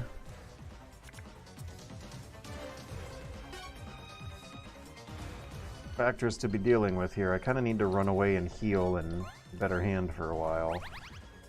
But I still don't think I'm going to lose this. I've been wearing him down.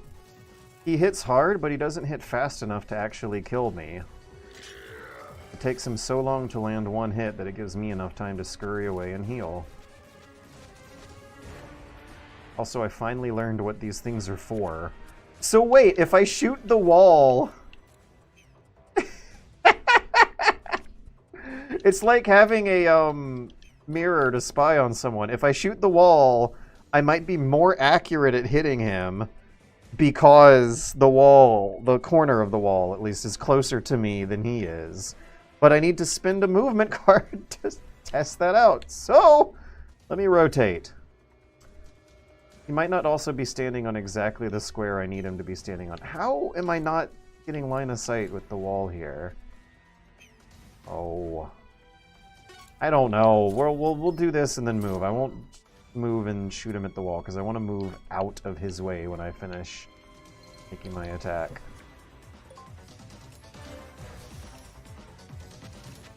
So of all the things I expected that to do, I want to say that Ricochet is pretty far down the list. Oh, this sucks.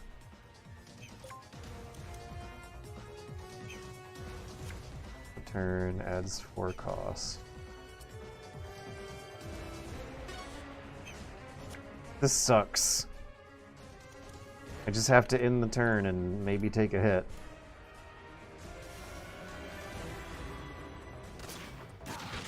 I might not be respecting how bad of a situation it is to be caught in a sticky situation with no cards in your hand. Because I could be doing a lot more with my life if I had some cards in my hand. Damn, now I'm fainted. But you know what I do have is a super nice healing item that I'll just use as soon as I get up, so it's like... he'd never hit me at all.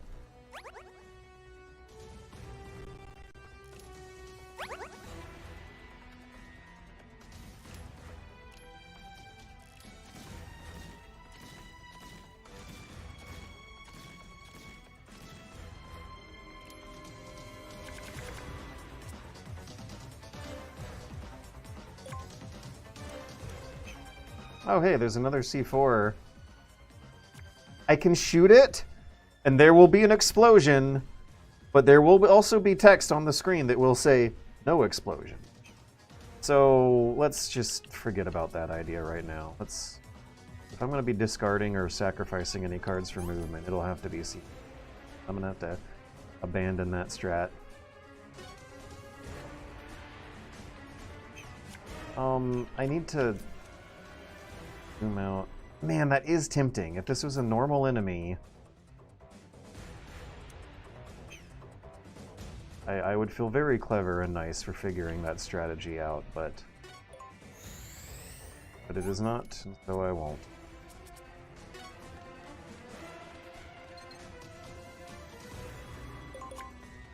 Let's put a safe amount of distance between me and him until I have a hand. Full of healing, weapon, and card. And a clean turn with very little number for my cost.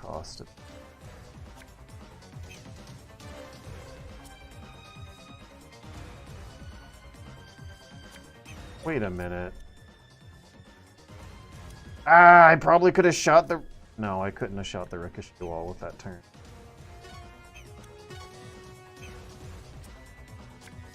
But I might have something to gain from ending my turn facing to the west, but I would have to sacrifice one of these weapon cards for that. They don't do good damage, but we're doing a chip damage strategy here. It's adding up over time. And the damage he's doing to me is kind of ineffectual.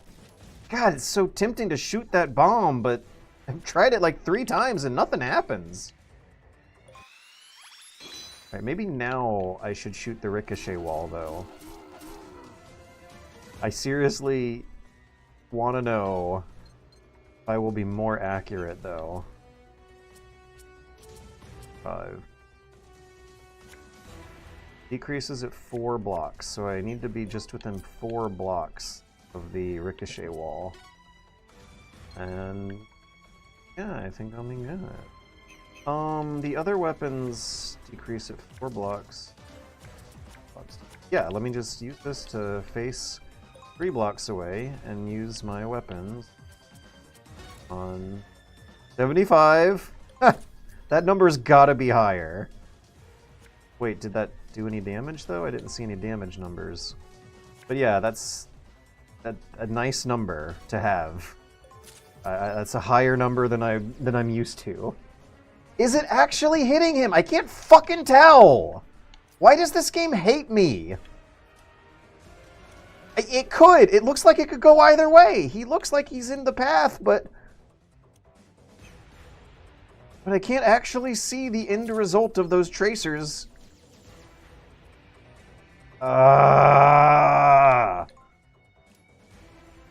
Wait, now his health meter's orange? Was it orange, or am I going crazy? Or did I forget what color it was a few seconds ago?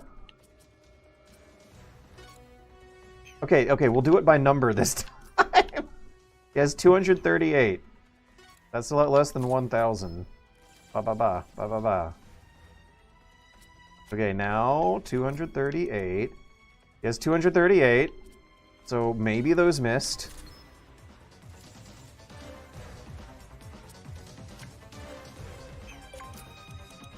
$238. I don't think I'm hitting. This health meter might have been orange this whole time, and I might have just forgotten.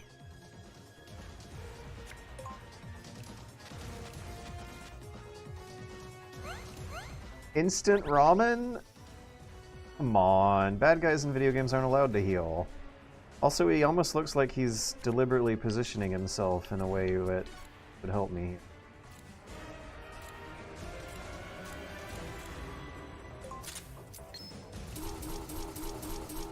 Brr. Okay, so this also, like, helps you home in on his back. 248.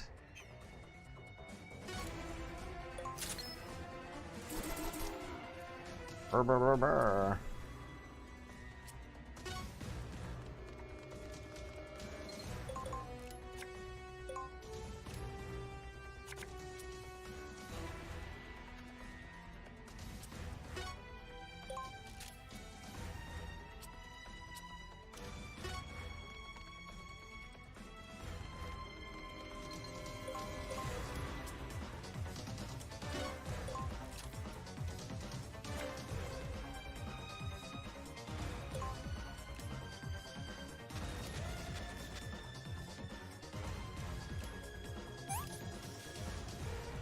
Action plus. Okay, that means it's gonna get... Oh yeah, he's gonna slam right into the Claymore. Or not? This fucking game.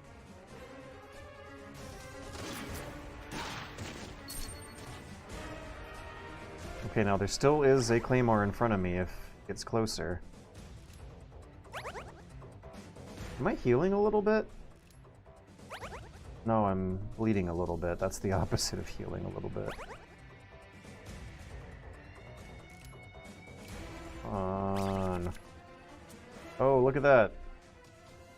You know, in video games, when your health meter's low, you know how it makes you nervous? In this video game, it doesn't. Or at least in this particular fight of this video game, because I know I'm just going to get a healing item any minute now, and it's going to fill it right back up! Holy hell, that's a lot.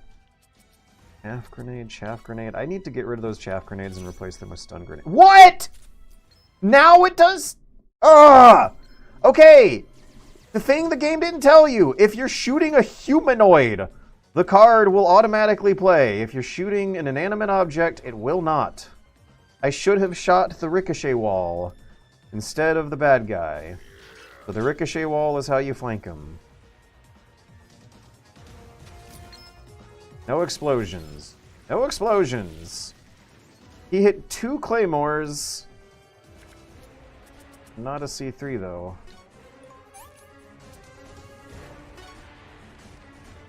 Wait, before I go. Yeah. Okay, just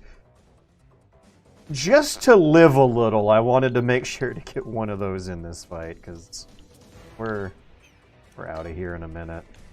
I'm gonna run another circle around the stage until I draw a couple rifles, and then press the win game button. I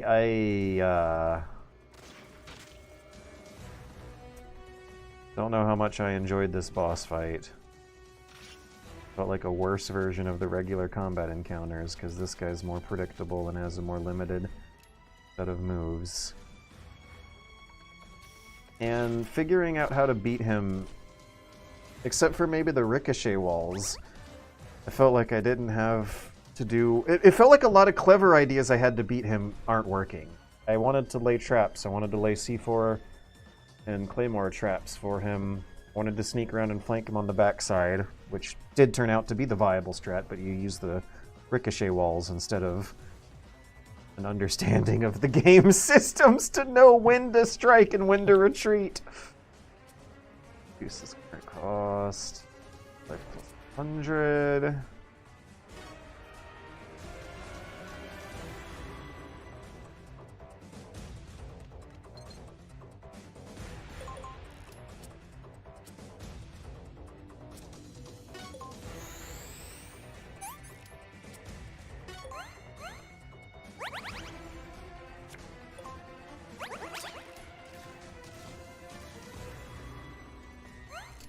So instead of using clever traps to beat him, I'm going to be using a environmental puzzle thing that was discovered through kind of trial and error and / or deliberate, like, testing feels. That's not a good feeling. Instead of feeling clever, I feel like a game tester. I'm going through the motions or something. At least I got him on the backside quite naturally for once. Bullets are doing extra damage, that's good. Yeah, at 5 cost. Okay, I think I got him. I think I saw his meter deplete. Okay, well if it didn't that time, it will with this one. One of these bullets, I think really was all I needed. Yay! Mission complete. So, correct me if I'm wrong. Is it possible to farm to take hits forever and draw some healing items from your deck and repeat the process ad nauseum? Because I felt like I was drawing so many healing items that I never really did feel close to a failure. There was a stretch of the fight where my health was low, but I didn't feel like I was in trouble because it wasn't lower than the rate of damage he was dealing out. The rate in which I was drawing healing items was faster than the rate he was hitting me with damage, so it seems like in the back of my mind, like I was never really into that whole fight. Alright, what does Twitch chat have to say? Is that Brute from Halo? No, it's John. Something about this boss does not seem like it fits with Metal Gear. Not sure what, though. I don't know, what could it possibly be? I mean, Senator Armstrong is like a big muscle man ogre kind of character, but... And Senator Armstrong really fits with Metal Gear. Okay, if the big muscly ogre is wearing a business suit and talking about how he needs to fight you so that America can fight a stupid war, and that'll make in the Middle East over nothing, and that's the stakes of the boss fight.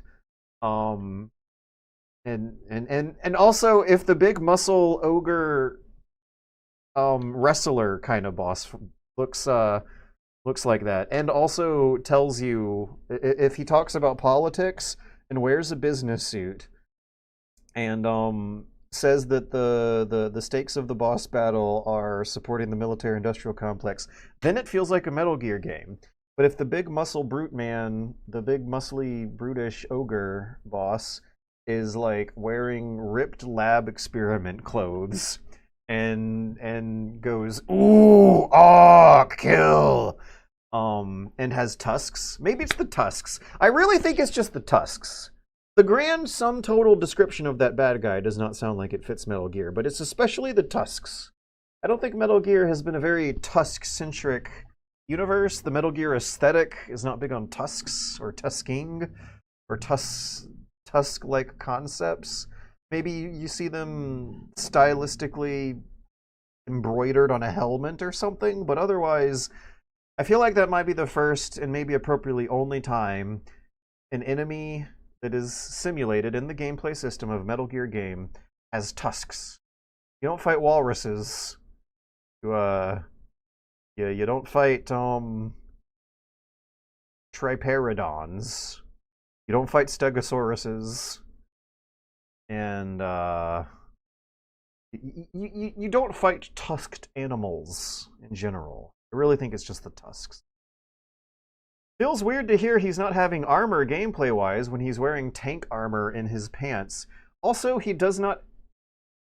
Whenever I looked at his character sheet to see if he had armor in his little inventory slots, it never was there. But whenever I shot him, the bullets would make a metallic tinky noise and hit for 0 damage, like he was wearing armor. And one time, it actually did say he equipped something, and then I tried to shoot him again and said, oh, too bad, armor. So it's kind of like he had armor anyway, and I think he equipped it for a sneaky part of the fight where I didn't check his character sheet before shooting him. Man, this... I don't think I like that either. Gameplay is stuck on the card menu. Uh-oh. Uh-oh.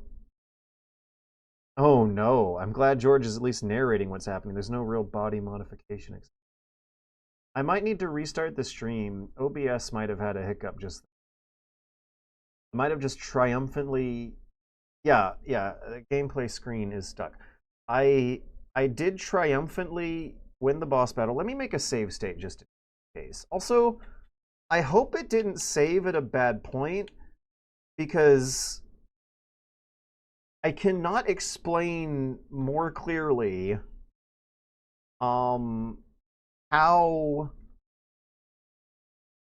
deflating of an experience it was that my tricks and traps didn't work and I just had to chip down at him. Deflating of... Alright, I'm going to restart the game capture and see if that updates things at all. OBS is kind of frozen on my end right now. That updates things at all. I don't see it. OBS is kind of frozen on my end. Yeah, I'm not seeing it. Okay, so I beat the boss by retreating to a safe distance, ending turns until I had 3 gun cards in my hand, and then using the gun cards on the bad guy. That is how I beat the boss. I'm gonna have to stop the stream and then start it right away. Please don't go anywhere. I don't think Twitch will kick you out anywhere. It might say that the stream has crashed. That's wrong. It might say that I'm in trouble. That's wrong. It might say that I've been kidnapped by ninjas. When I'm here, I'm fine. I just need to press a button and then press the button again. I'll be right back. I won't even be right back. I'm not going anywhere. Just give me a minute. Hey, I'm back. Do we see the results? Cost $495. Now, we never did figure out the metaphor for that. Last time I was playing, I got kind of excited about thinking of of the cost number being a metaphor for brain cells. Like, it represents some kind of intersection between how much perceived time it takes to think about the strategy on the card that the character's playing, multiplied by how much real time in everyone else's reality it actually takes for them to execute the strategy they're thinking about. And so therefore, cards that are not necessarily associated with the character's specialty tend to cost more. So little small arms and sneaking equipment like the cardboard box, the ration doesn't take a lot of time, but big guns that Snake's not specialized in, and big healing items take more time. It is simulated time. That much is clear. But what that number is supposed to be associated with when determining the value of things, still a question I don't have a good answer to.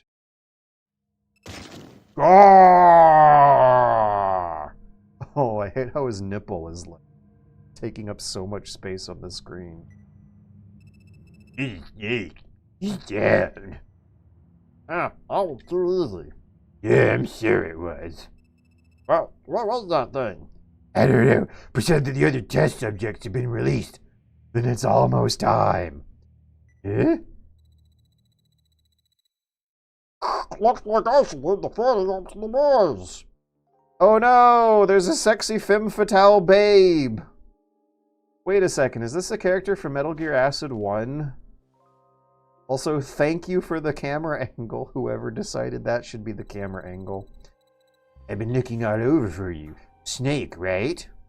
Wait, I need to do a female voice. And you, The name's Venus. Okay, so she's not a character from Metal Gear Acid 1. She's just a character who you see when you Google image search for Metal Gear Acid games. I have seen this sexy femme fatale character named Venus before. Just in different contexts.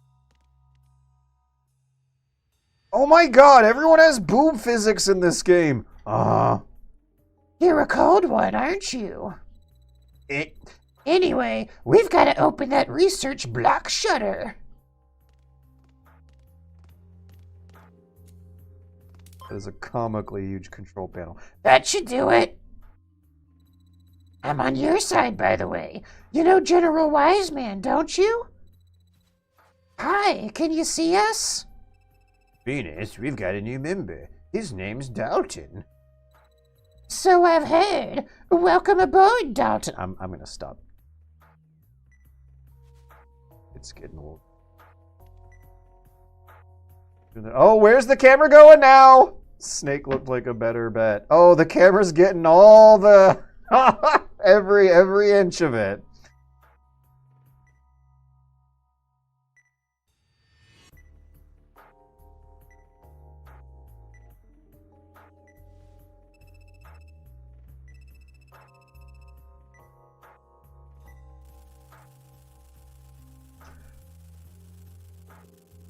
The sidekick instantly makes the game make more sense.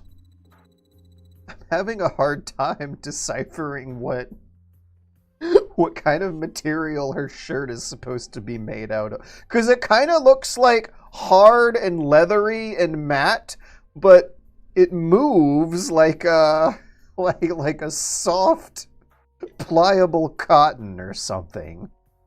Just follow Venus for the time being. Okay, after you. Their casual walk out of here. So is this the real bad guy? Security chief.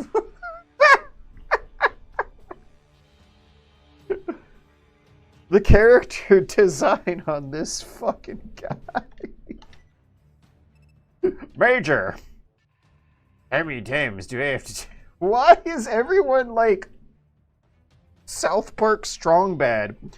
How many times do I have to tell you? I'm not a major, it's chief. Sorry about that, Major. Anyway, what happened here? We've confirmed the elimination of the test subject, sir. Those intruders I'm gonna stop doing them. It's redundant. So the bigger villain is like an empty suit of armor looking guy who has a German World War I helmet or something. I mean, there's an eagle, it's black, there's a little pointy spike. And a long flowing head of locks of golden hair. The mane of Achilles is topping this empty suit of armor, who other than the head of hair would look like a great encapsulation of some like modern God of War kind of character. I don't mean Kratos, I mean the concept. I mean Ares. If people still believed in polytheism and still had a God of War, this is what statues of a modern day God of War might look like. Like empty suit of armor, but with like modern ceremonial associations, World War I, II stuff. There's this huge trench coat. You can see a bunch of military coats and medals underneath. The helmet makes it look scary. But then the hair. The hair, I feel, is really not fitting the rest of the themes. I love this guy's character design except for the hair. Because military and warfare concepts are associated with like discipline, uniformity, hive-mindedness. They shave your head in boot camp. They shave your head to make everyone look the same and think of themselves as a unit. Yeah, like having long flowing hair is not associated with the rest of the spooky, scary war deity motifs this guy has going on. So in the Metal Gear games, Snake has been allowed to have hair. I don't know if Raiden was allowed to have hair. Regular ordinary soldiers aren't allowed to have hair, but special people are allowed to have hair. You've heard the rumors that the International Criminal Court was planning to send a prosecutor to investigate that incident 3 years ago, but President Radinsky just recently used his connections to pull a few strings and put a stop. Oh no, the president's corrupt. But if any word of this incident leaks out to the public, he won't be able to keep the ICC out any longer.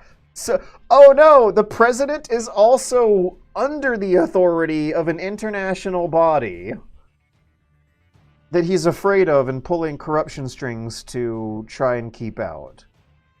So we have to keep this quiet, otherwise the company's finished and we're in the unemployment line. So we have to do our best for the boss. That's what we're paid for, right?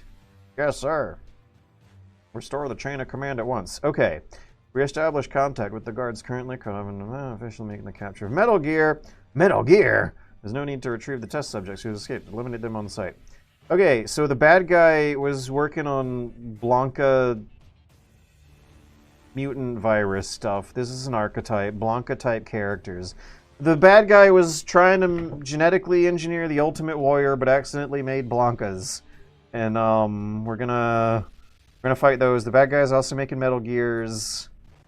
Who is security chief? They haven't really explained what his name and role is, but the villain is trying to keep the ICC out because of an incident from 3 weeks ago. Yeah, it's okay. If that's all it takes to quench your thirst, that is. But there's a new pack devoted to those of you who want more. It's the MGS 2-pack! How is our character interfacing with this video? The card shop is waiting for you during intermission. Our character that we embody, the spirit who's piloting Snake around and converting all the logic and story to card battling systems. So you know how there's like some fan theories that all of Metal Gear Solid 3 is like a piece of propaganda, like you're playing some VR game version of the mission that Raiden is being trained of or something, and that Metal Gear Solid 3 is kind of propagandized to an effect of selling people on the concept of Big Boss being the ultimate soldier. What if this is a similar thing? What if what we're playing right here is an actual in Metal Gear universe product being sold to kids and consumers, similar to the commercials in Metal Gear Solid 4, and it's a video game version of one of Snake's adventures, and this is why in the Metal Gear universe, Snake is a famous celebrity. In real life, celebrity mercenaries aren't really a thing, and celebrity soldiers are very rarely, barely a thing. But in the Metal Gear universe, it's established that there are like products these characters are associated with, that the entertainment industry exploits them somehow. You find Vulcan Raven action figures discarded on the floor of the tanker in Metal Gear Solid 2. So would it be outside the realm of possibility to suggest that what we just saw is an in-universe commercial, a similar piece of media to the Metal Gear Solid 4 commercials in the beginning, because of some elaborate, labyrinthian internal franchise plot where the universe of Metal Gear Solid 4 does not make sense unless there's distasteful entertainment products being sold by the military-industrial complex that relate to Snake's in-universe adventures to some extent. Is this a similar product to the Vulcan Raven action figures on the floor of the tanker and floating around the rubble in Strut 2 later on in Metal Gear Solid 2? Don't you see 2 Vulcan Raven action figures floating around in the garbage in that game? I think you also read a trashy airplane book. Yeah, Snake's adventures show up in media form in airplane novels in the universe. Natasha Romanovkov, I think, writes one, and you can read it in the briefing files of Metal Gear Solid 2. In the Darkness, a Shadow of Moses. No, she doesn't write it. She's the primary source of a, like, hack journalist tabloid guy we never actually officially meet. But they interview Natasha and write a airport political thriller based on a true story. So yeah, because if not, the reason I bring it up is because if not, there is no way to make sense of those commercials we just saw. They do not fit the internal logic of this universe, and therefore I feel like there's a way to make it better by being less flashy. The idea is that there's a business executive, a salesman, a businessman, someone with a tie who frantically is trying to sell you something. They're being represented as a little stylized, cartoony guy. They're speaking English and not Japanese, and I feel like that's important too. Very natural English, not being given oppressive rules by the director. Because, you know, English-speaking language, Japanese voice acting is usually really stilted and stuttered like this. But that guy sounded like he was talking more naturally. Anyways, yeah, there's something weird going on with those. They were weird in the first game, weirder in the second game, because the second game's better, so the weird stuff sticks out worse. The VO is Scott Dolph, talking to the player directly. Yeah. I don't think either possibility disqualifies those factors. Raiden had hair and wigs, probably to copy Snake. I think she's in Portable Ops with the password. Peak voice acting is back. How does she jiggle in armor? Because it's not armor. It's like an extremely loose-fitting blouse painted to look like armor. She is wearing a like padded sexy lady dress around the boobs, but the rest of her costume is armor, but the part of the dress with the boobs on it is painted to look like armor just to make sure that they'd shake and jiggle when she walks around. That is our headcanon for how her combat dress is going to work. Oh, it's a plug suit. She's Asuka but blonde. Thanks, I hate it. I don't know, I feel like like she's jiggling harder than the plug suits were jiggling, though. That's Bob, our head of security. Liquid! Yeah, that's Bob Franz. He's above the uniformity. Liquid if he was an 80s metalhead. Of course! Major Chief, Spartan Warrior. Fever Dream. MGS4 said so. Wait, what did MGS4 say, Pinta Penguin? I'm interested in this. Fever Dream, MGS4 said so. Because it is canon that the Acid games are not canon. These are an alternate universe. But that, I think, brings up the possibility that they could be canon in the sense that they are products in the main universe. These are spin-offs. If Metal Gear were real, these would be the fictitious spin-offs about Snake's adventures. These would be the religion based on the real history. And maybe the reason I bring it up is because within a couple years of each other, I think this came out in 2005, 2006, Metal Gear Solid 4 comes out in 2008. Well, okay, fine. Within the 3 or 4 year span of each other, you have 2 Metal Gear games, 3 actually if we count Acid 1, that do in-game commercials where like they interrupt the game to show you something that looks and sounds and is written like a commercial. I always assumed Snake was a celebrity in the same sense that SEAL Team 6 are celebrities. As for the Vulcan Raven action figure, I think you're just taking a joke too seriously.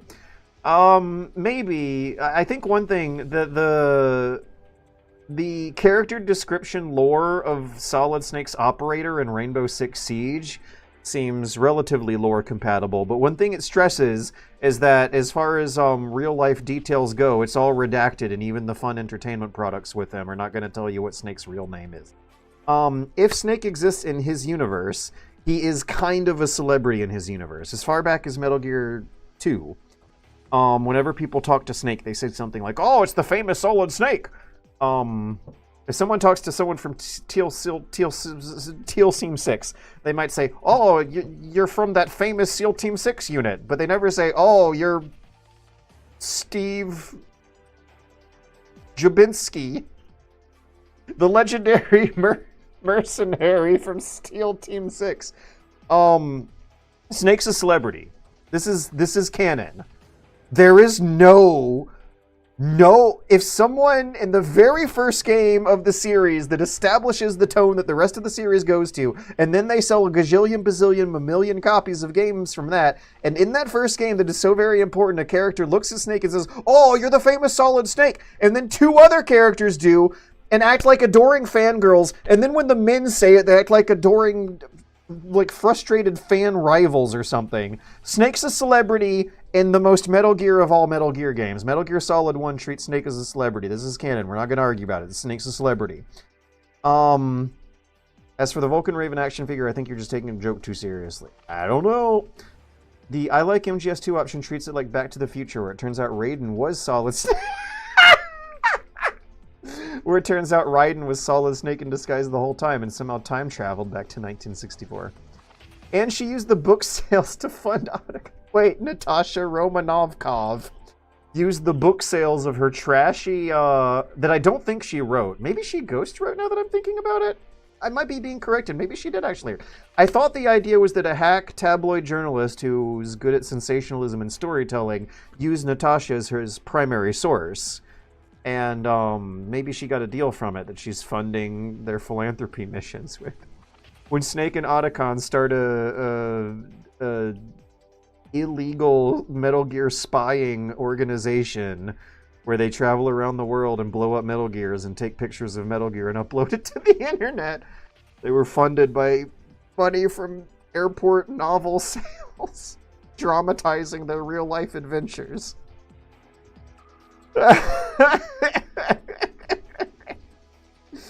I never heard the MGS3 is VR theory, and honestly, I don't like it at all. I think theories like that remove a lot of the emotional weight behind the story to go, it was actually all someone's fake version of events. Did I say I don't like the theory based on George's brief description? Yeah, you're allowed to. It's a stupid fan theory. It's never be game over stuff. Don't take it seriously. I never was taking it seriously. I was just using it as my metaphor to try and make sense of how fucking weird some of the presentation of whatever reality we exist in the Acid games is. Where are the Venus cosplayers, right? MGS4 said that previous games were also games. Some canon events are not in the games, like flashbacks in MGS2 or anachronisms in MGS3, or the ability for Meryl to die in MGS1. What about the guy on Fox News who made Red Cell and books? Wow, fake American George doesn't know every member of SEAL Team 6. Yeah, the only one I know is Steve Jabinski. Steve Jobsinski. When I meant about self-promo, I believe the Red Cell book was what inspired the tone of MGS1's English localization. The Red Cell book. Fans the cursing like Cellar. Dead Cell is what the bad guys in Metal Gear Solid 2 are after. That's Richard Marchenko. He's the founder of SEAL Team 6 and Red Cell. Natasha did write in the Darkness. Okay. He did write the book. There's a review included that straight up calls it fiction and that the government dismissed it as false trash. The tabloid... Wait, yeah, there's a review. I think I remember a line. I think I remember... Is it the bomb expert? Stillman asking Raiden if he read it, and Raiden said, no, it's just a piece of tabloid trash. If I'm remembering correctly. The tabloid guy was sneaking into Shadow Moses and had the MO with the manuscript of In the Darkness. I'm kind of confused about who wrote In the Shadow of... Because I remember very vividly the book opens with something that's hard to forget, and that's the author saying that they, like Star Wars Revenge, The Empire Strikes Back, Tauntaun. They cut open a fish and like a giant tuna fish and use that for warmth to swim into the frigid waters of Shadow Moses Island. And I don't forget a detail like that easily, and so that's why I thought it was not Natasha, because she never did that. She was just like sitting in an office on the radio the whole time. They even cover up the events of Shadow Moses by saying that the terrorists were a far-right group that wanted prisoners released and they were taken down by a commando unit, LOL. Dead Cell was also accused of the same crimes as Marchenko, which was a graft. Maybe Kojima did read it, LOL. Red Cell inspired Dead Cell, but in-game, the Marchenko substitute killed himself in jail. No. Raiden says he read it and that he recalls the Colonel and Snake worked together, and the Colonel calls it garbage in a very pissy tone. Ah, but that's the AI Colonel! The English translator MGS1 used Richard Marchenko's biography and later adventure novels as research for MGS1. Okay. Okay. We gotta see the next mission. If I end it in 10:30 instead of 11:30, that's 2 hours. Uh-oh. Why is the emulator running all slow? Press the triangle button when using Deck Editor to change the deck being edited. From now on, Snake and Venus will use separate decks. However, they will share a common stock deck. Cards can be exchanged between the two decks. Maximum deck size increased to 35. Okay, so now that we have a girl, our deck got bigger. And she has a deck of her own that we can customize.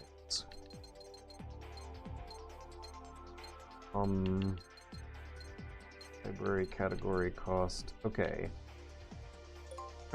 Circle. Triangle. Okay. Now, wait. No, we're gonna start with the auto option. No. I don't know. We're gonna start with the. I'm dying. We're not gonna start with the auto option. Nor are we gonna start with Venus's deck. We're gonna start with Snake's deck and add 5 more cards to it. Chaff grenades, cut them in half. Stun grenades, replace the hole I just made. USP, that's an equip weapon. Okay, I got equip weapons now. But you can't use those unless you draw them twice, which is so fucking weird. Wait, no, that's not even true. You can't use them unless you draw another card of the same ammo, which is so fucking weird. Basically, an M16 with a sawed-off barrel. This assault carbine makes use of a sliding stop. Carbines are traditionally cavalry rifles. Notable in that they have shorter barrels than standard rifles. This weapon can easily be fitted with various types of optimal sights, adapting it for use in a wide variety of settings.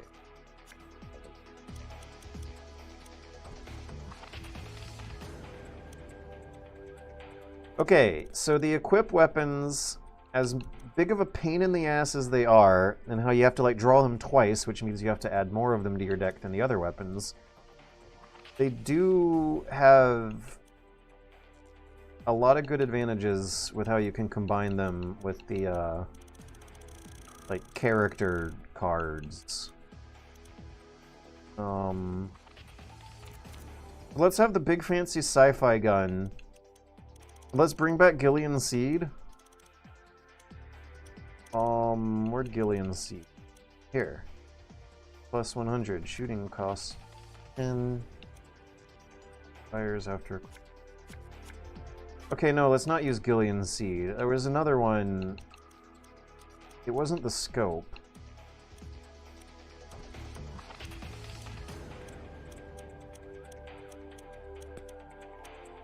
Was it this? Oh.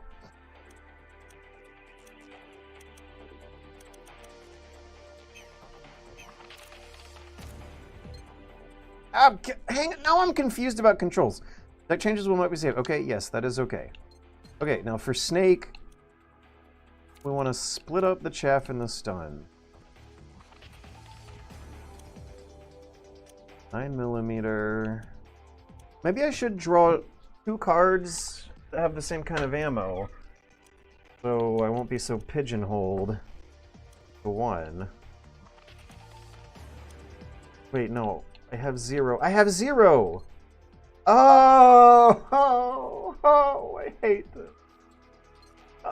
Snake has 0 USP cards. Venus has 3? But, they show up in the same menu for both. 930. Okay, so both characters need 35 cards to bring with them into a mission. Snake is going to be bigger on use weapons instead of equip weapons. 3. How do we do the timer? Oh, you have to draw the timer as a separate card, don't you? Alright, I'm pretty happy with the Claymore C3 synergy from the previous. I was not happy with how often I was drawing chaff grenades, but we fixed that. Now, if I could draw 5 more cards, what would they be? I think I want more movement cards. Where are my movement? I'd like to go change category. What is LB and RB doing right now?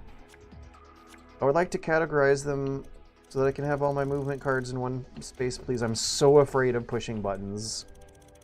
I'm so afraid of pressing the wrong button, doing whatever management progress I might be doing with this.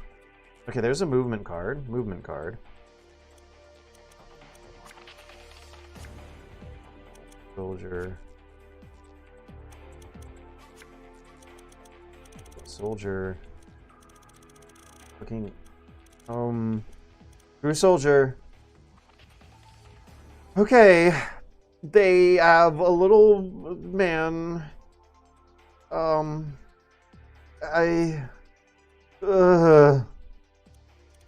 True Soldier. I have 3. I just want movement cards. I'll just go through every single card individually and look for the move word. Instead of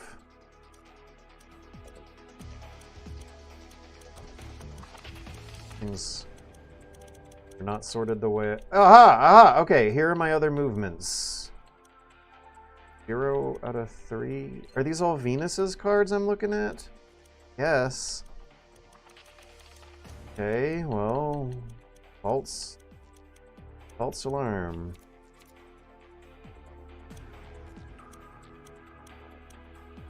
I think I have the maximum amount of movement cards I'll get. Ramen, it's kind of pathetic.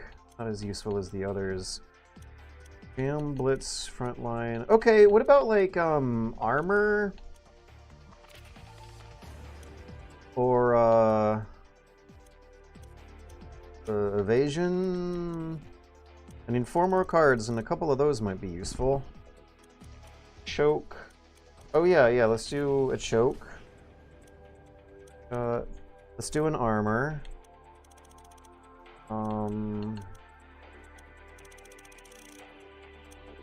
Do a front evade.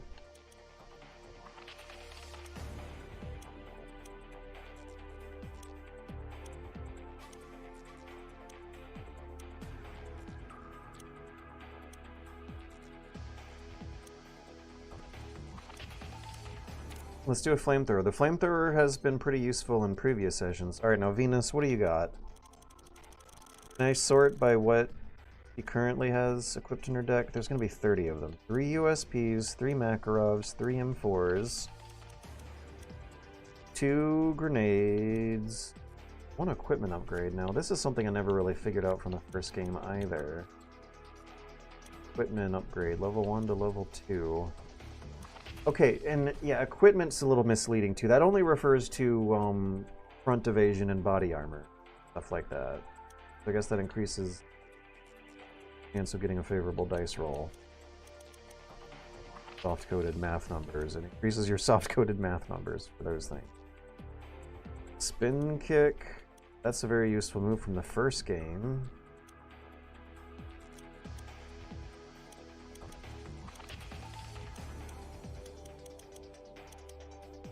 2 body armors. Despite what the cutscene might have had you thinking. 2 rations. Co-op med kit. 2 co-op med kits. Cost -4. Ally cost -4. So she's kind of a support character who also has big guns that she has bigger guns that take longer to use and some healing moves. She really likes the big guns that are harder to use. So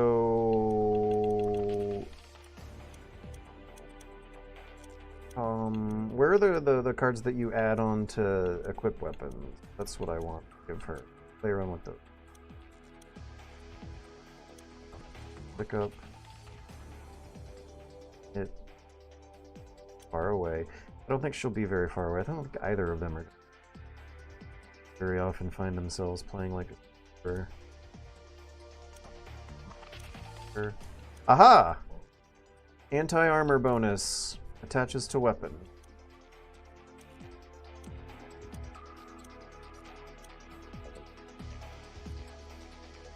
Accuracy bonus. Attaches to weapon.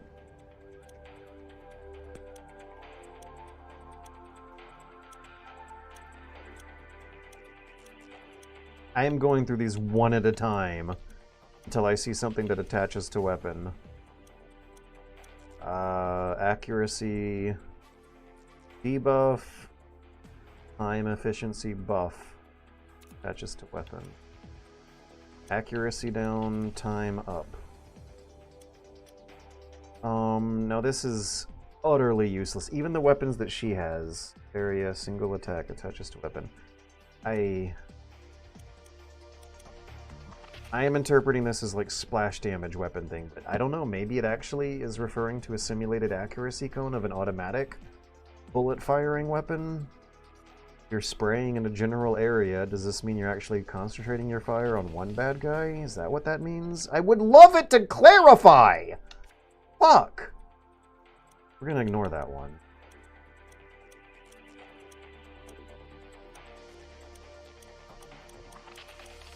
Okay, I actually do not have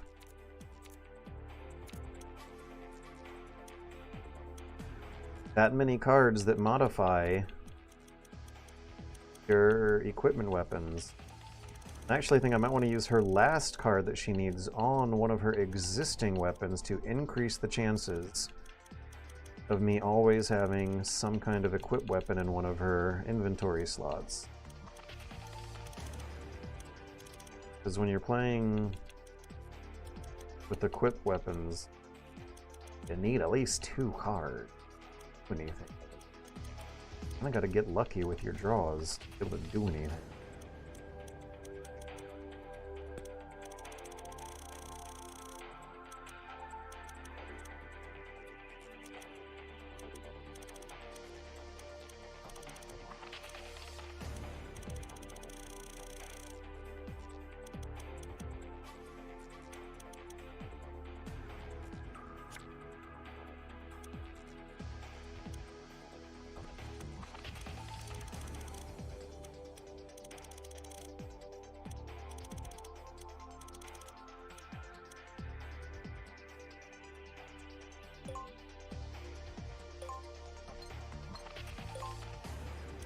Okay, you kind of have to like save your changes to do the sorting. I still don't really know what my trigger buttons are doing for sorting.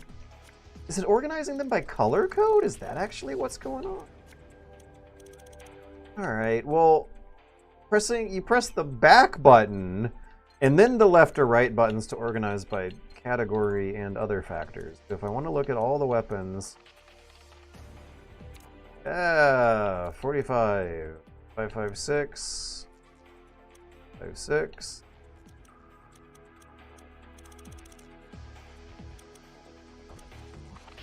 Nine millimeter. Let's not actually bring the Tommy gun.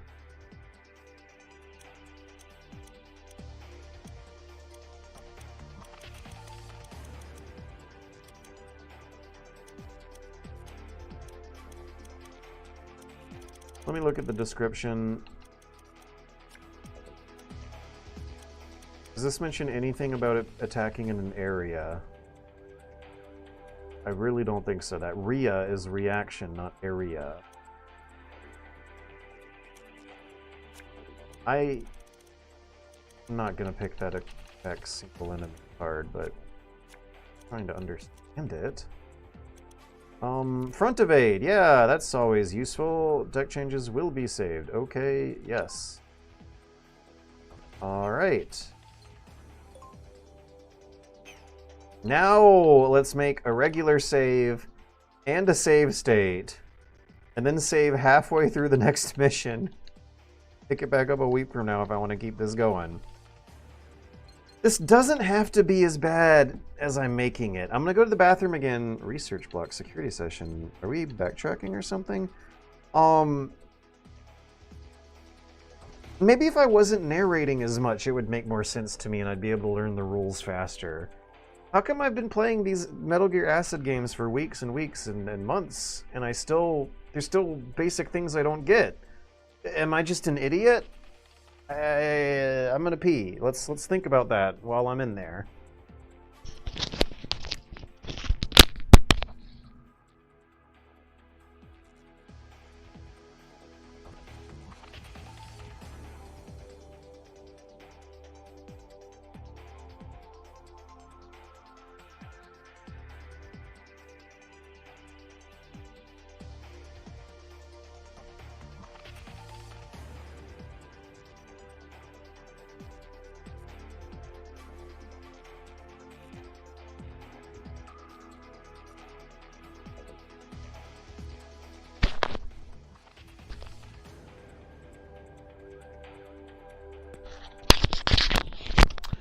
I also keep having these moments where I make a plan out, I think I have a grasp on the system, and then all of a sudden something happens and I realize I don't.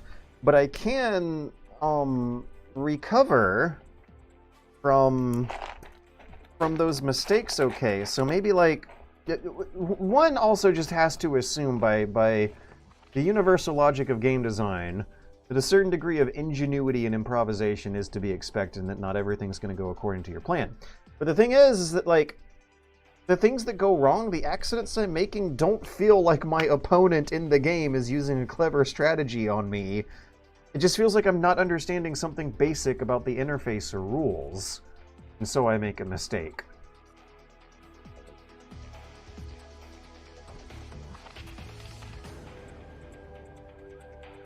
Maybe it, as you say, the inner monologue is colliding with the live monologue, not taking in the mechanics proper. There's a chance.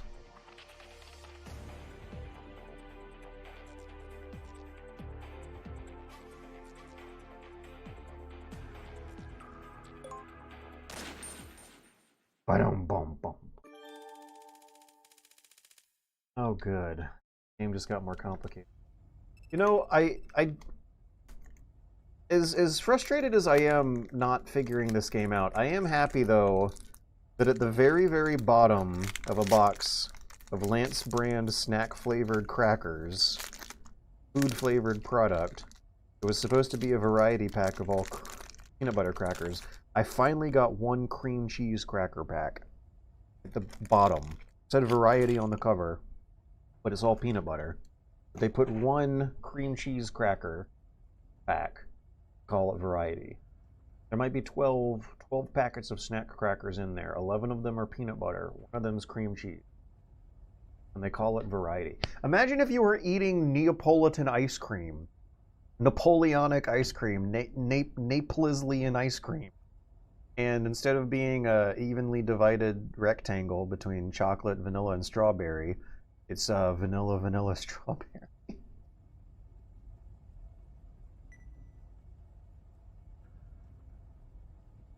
Oh yeah! Our other bountiful, well-blessed, blossoming young woman fictional character. That female scientist was in there, wasn't she? Yes. Yeah, she bounced her way out of here last week before our new sidekick.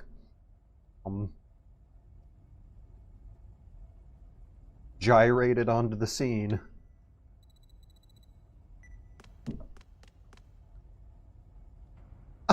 I love how, like, when she's doing story animated stuff, her animation is all effeminate and sexy.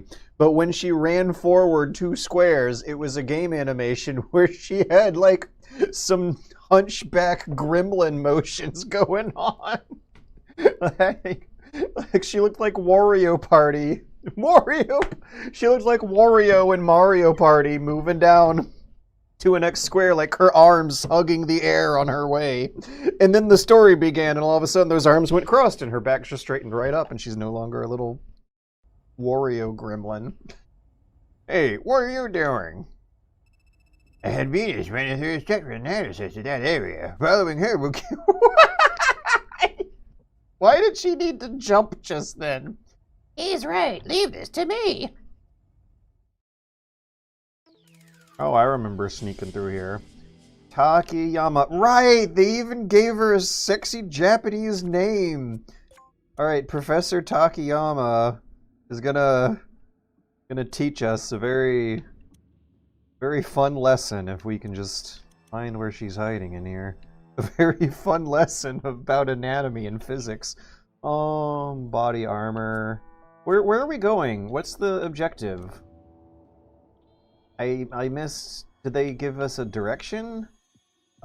Start, select. Because if we're backtracking, we just go southwest. But if we're forward tracking, there are a couple doors in here that we haven't gone through before. If this is supposed to be some kind of hub room that you visit every now and then. Is this where we go? I feel like I went through there earlier. Is that where we go? I don't know if I've ever gone through that northernmost door.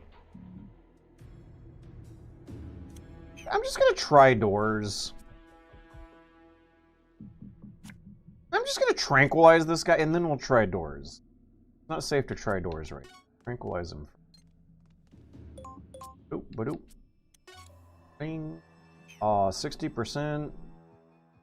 Good.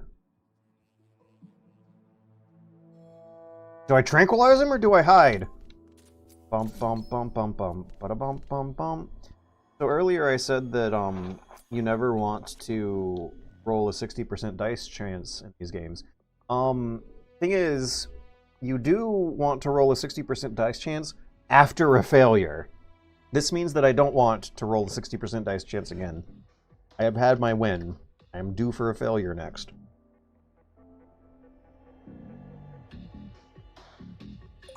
That's how you can make millions of dollars gambling and never work a single day in your life, kids. Foolproof strategy. Now, how can we get this guy while he's down? All of these cards sound useful, but this one sounds least useful. Is Snake blocking that whole square because he's technically in the square? Okay, thank God. I absolutely would expect this to be the kind of game to block your path if Snake's hugging a wall there. Like, that whole square, like Snake's just got that to himself, but thankfully the game throws us a bone once in a while. Patches to weapon. Makarov is an equipped weapon. 9mm. The spin kick will do good damage to him while he's down. What's his HP at? 60. Yeah, the spin kick will kill him. She can play 3 cards. That's a pretty... Right, she can run up and give him a kick. Oh, man. So check this out. I am going to save the state, because I hate... Oh, draw 3 cards. That would be useful. Spin kick is going to be the most useful. I want to keep that later. Maybe Gillian Seed is the least useful one. Between Makarov and Gillian...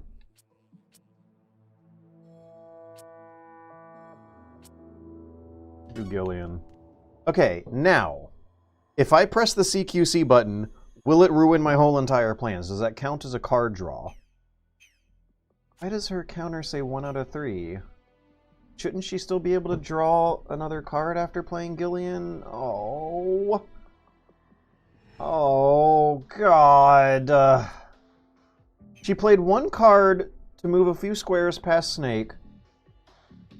Or was that the second card I drew? When does he wake up? Sleep. Is there anyone else around? Okay. We'll play the Makarov. Because there's no other guards around, so I don't think I gotta worry about combat for a while, and it has a lower cost score. Now, if I punch him... I cannot punch him. I can't punch guys on the ground. I thought I would have an opportunity to use the dropkick on him. Can I not use the dropkick because he's on the ground?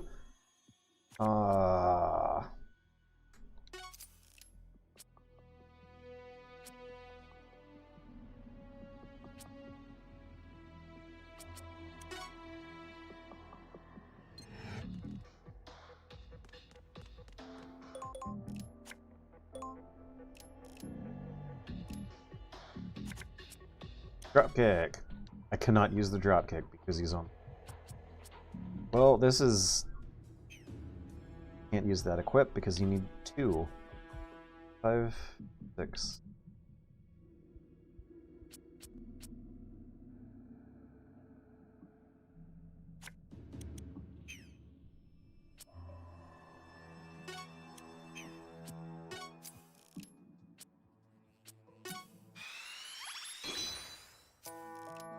Hey, wait, no, I'm gonna load the state. I want to see the FMV. Was there gonna be a,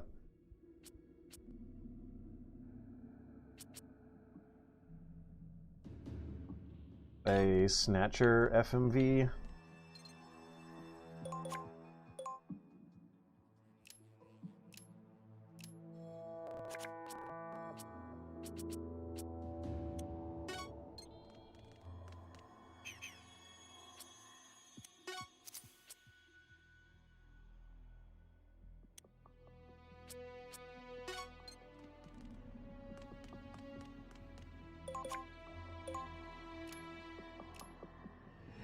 Can you predict when he's going to wake up by the amount of Z's on his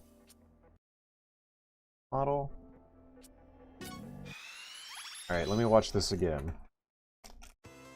Yeah! That's all though, huh? Either way, yeah, Snatcher! I was just playing Snatcher and having a lot more fun than I...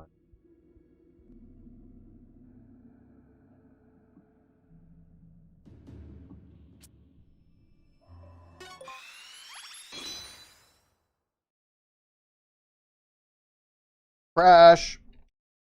Crash! Oh man, I can't even bring up the emulator meta menu to bring it back. Right click, close window. Good thing I made a save state. Yeah, the feature where Snake has the neck of his shirt get bigger and bigger and bigger if you don't do moves is very fun to work around. Oh no. Where's the sound?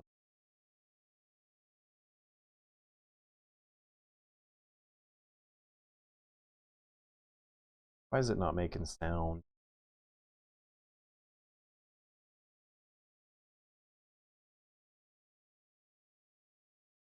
Is it getting captured by OBS?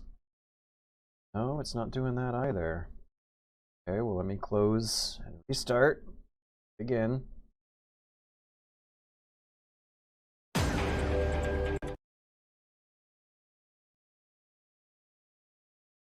Definitely heard some kind of music. But now I'm not hearing any music when I load up the save state. Load a different save state. Oh.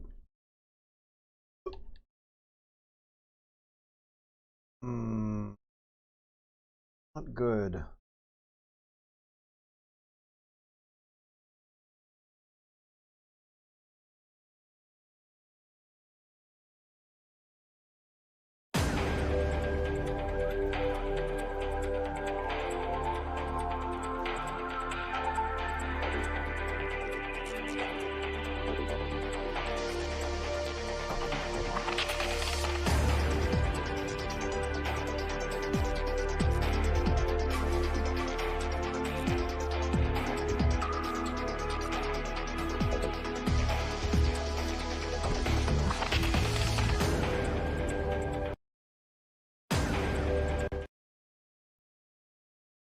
In the emulator music, when you have the game highlighted, plays some kind of menu music.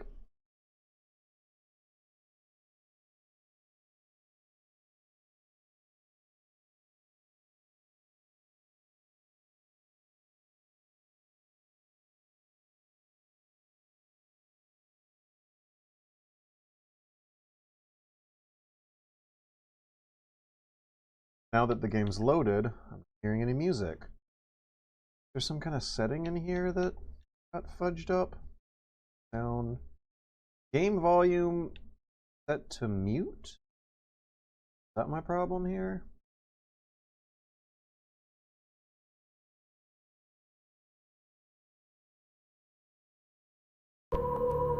That was my problem. Why did the emulator's game volume? Now it's too loud.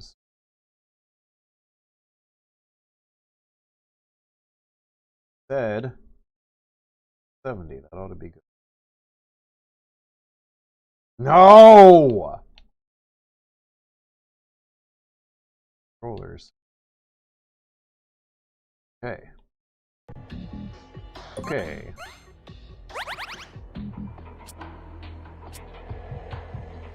Boom.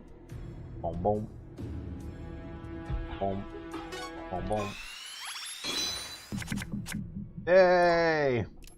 So the feature where Snake's neck grows big is very fun and good, and I love it. And the bug where the game crashes from some FMVs is something that's pretty easy to work around.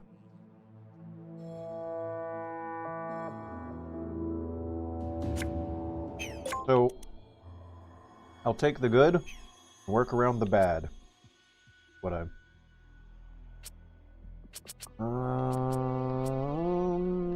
would like to punch him. I would also like to stun him. But I would not like to stun my partner. But it might be a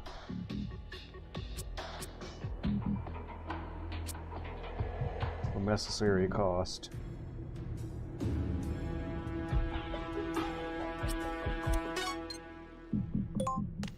So maybe the knockdown like adds a whole bunch of cost to the time for his next turn? No, his cost is at 2. Mine's at 15.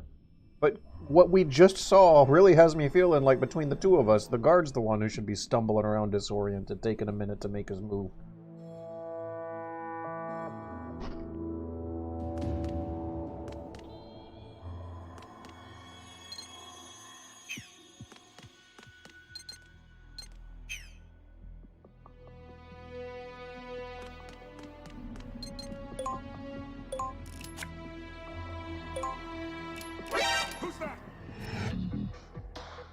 What about the grenade? There we go.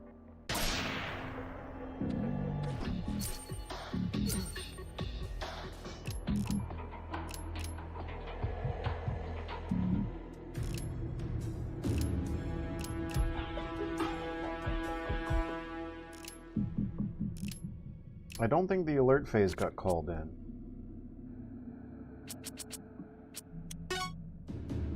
This poor fucking guy. Dun dun dun dun dun dun dun dun dun. How elegant.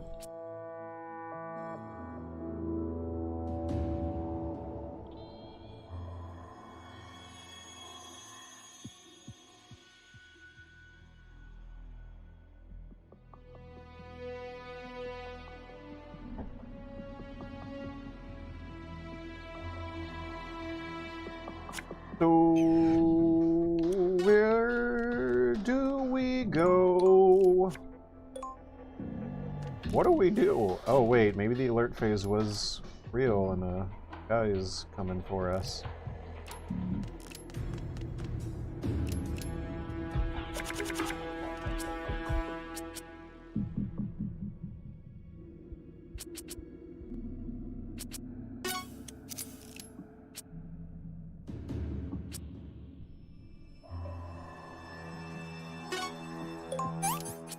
Oh, that doesn't upgrade my equipment. It adds 2 more equipment slots.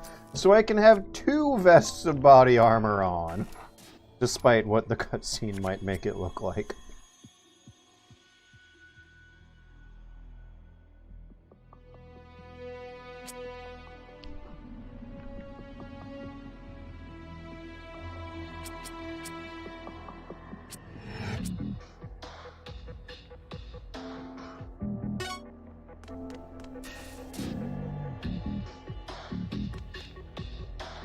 Right.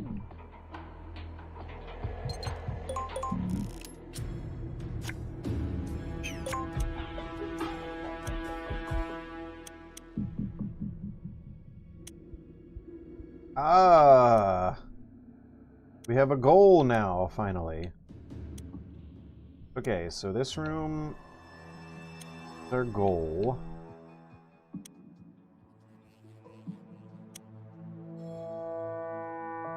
Can I get there from this room I just stumbled into? Wait. Not see a route. Okay, well, now I know where to go and do, at least.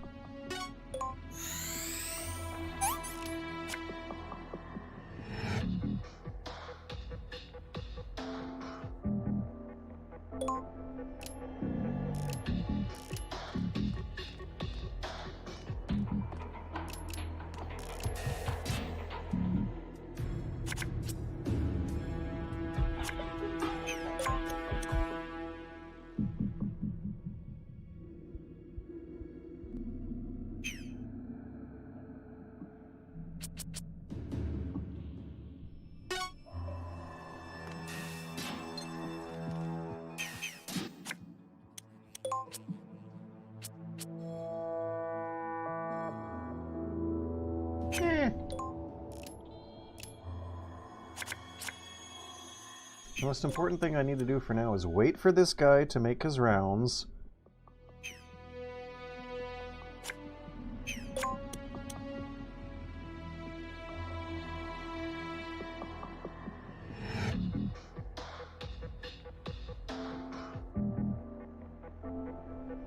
I need to wait for this guy to make his rounds and also sneak around him while he does it.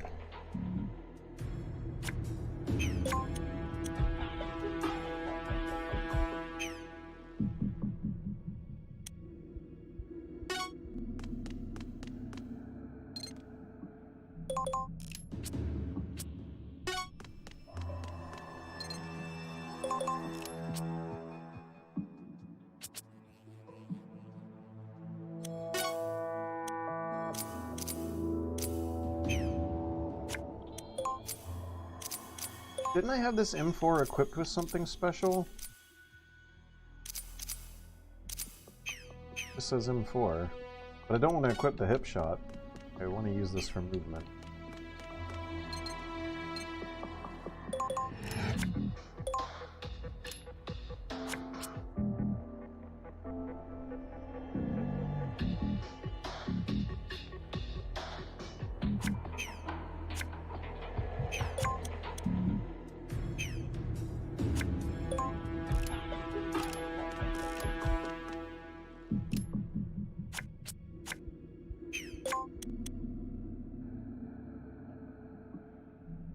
Very thankful this guy didn't just spot me with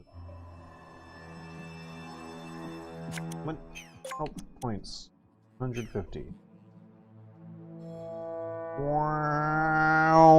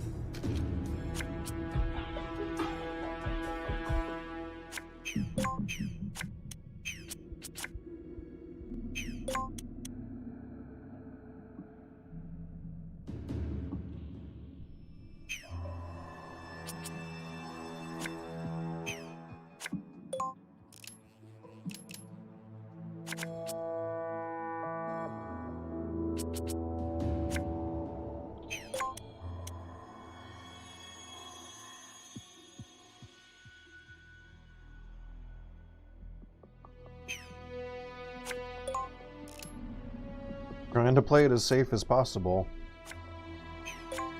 And that means not moving until I'm absolutely sure how the next few turns are gonna go. Oh, he's way slower than I was expecting. I thought he was gonna go sprinting back to his original post.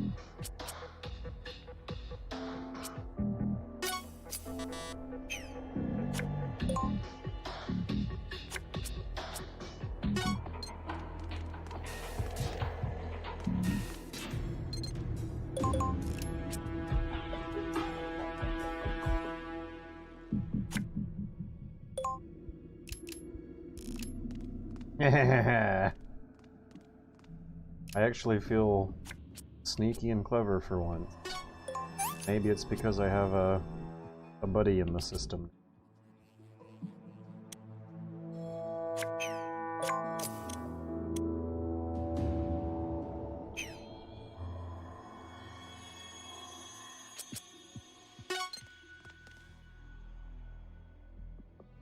Is he out of range? Yeah, I don't think I can press against the wall and get him.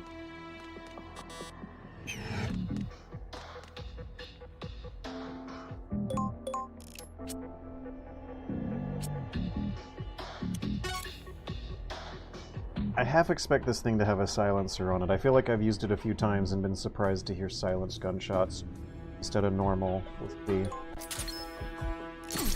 Yeah, those are silencer noises.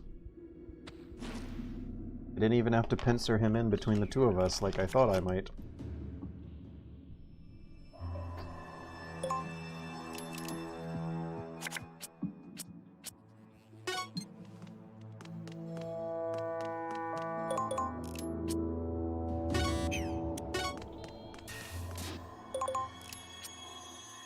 Am I going too fast?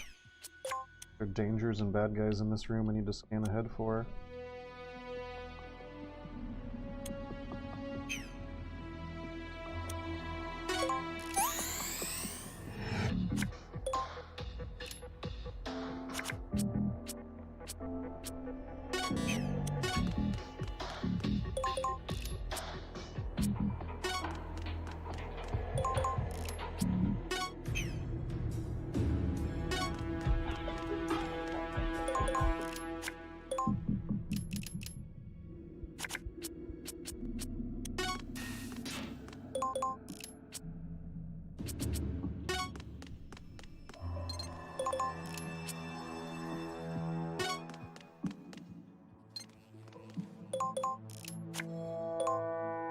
I was not paying enough attention to those, I don't think. Wondering if I won't have any guns left to shoot him with.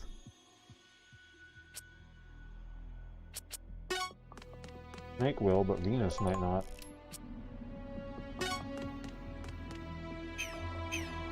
I feel like Venus is also a kind of unfortunate name. The sexy sidekick babe in the first game was like, was she called Teleco or something like that?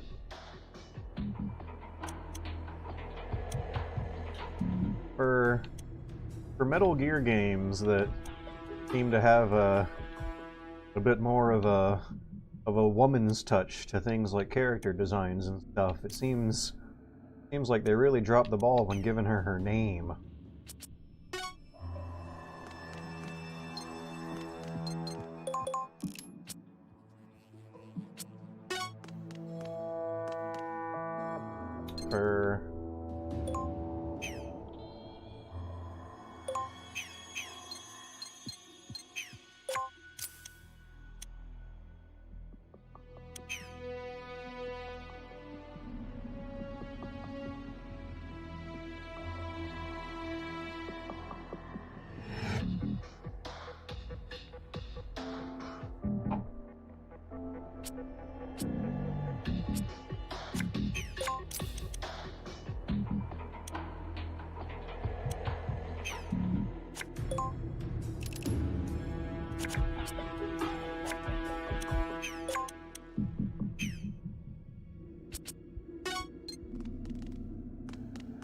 He's gonna go in a clockwise circle, isn't he?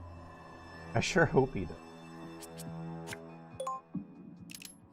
Otherwise, this is gonna look real stupid, but we're used to that by now.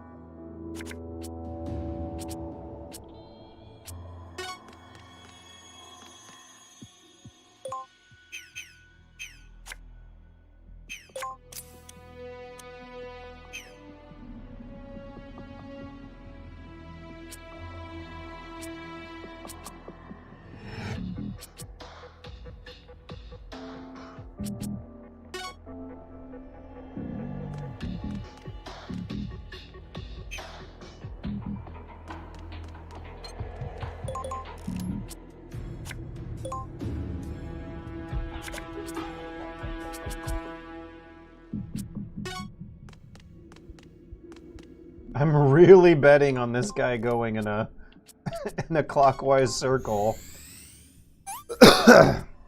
with his face just looking at whatever is forward the whole time. Let's see. Otherwise, this is gonna look real stupid.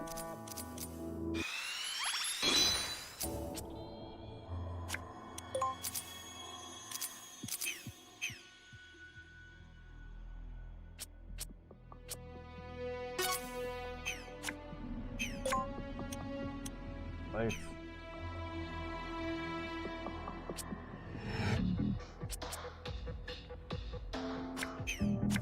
All right. See how predictable he's going to be. Well, what I didn't predict is getting a new turn right away.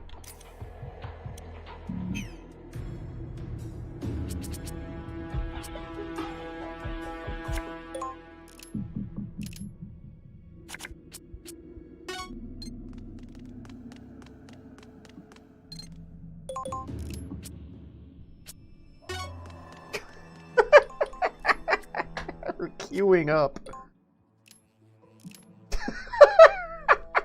Yes! He's doing it!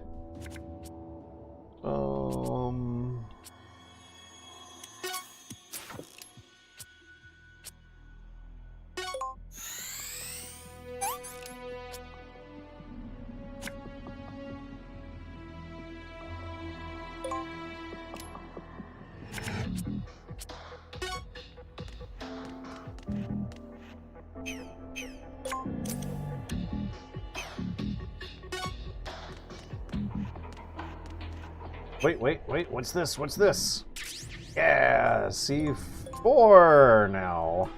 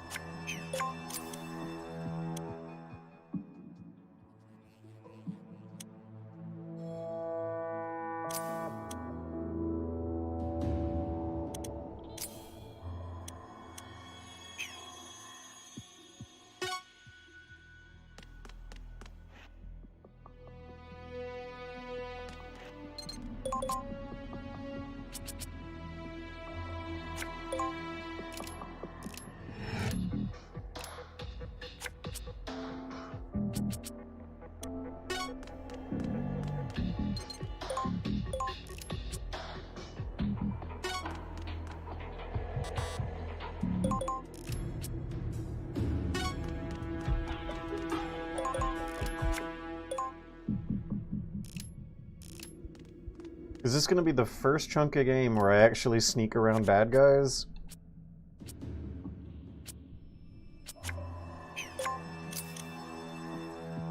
This guard has no cards to play. He has 5 cost. He's going to wait in this square for 5 costs. He goes 3rd. Snake goes 1st. Helico, I mean Venus, goes 5th. Snake should just go ahead and scurry on up to the end of the stage. Bum, bum, bum, bum, bum.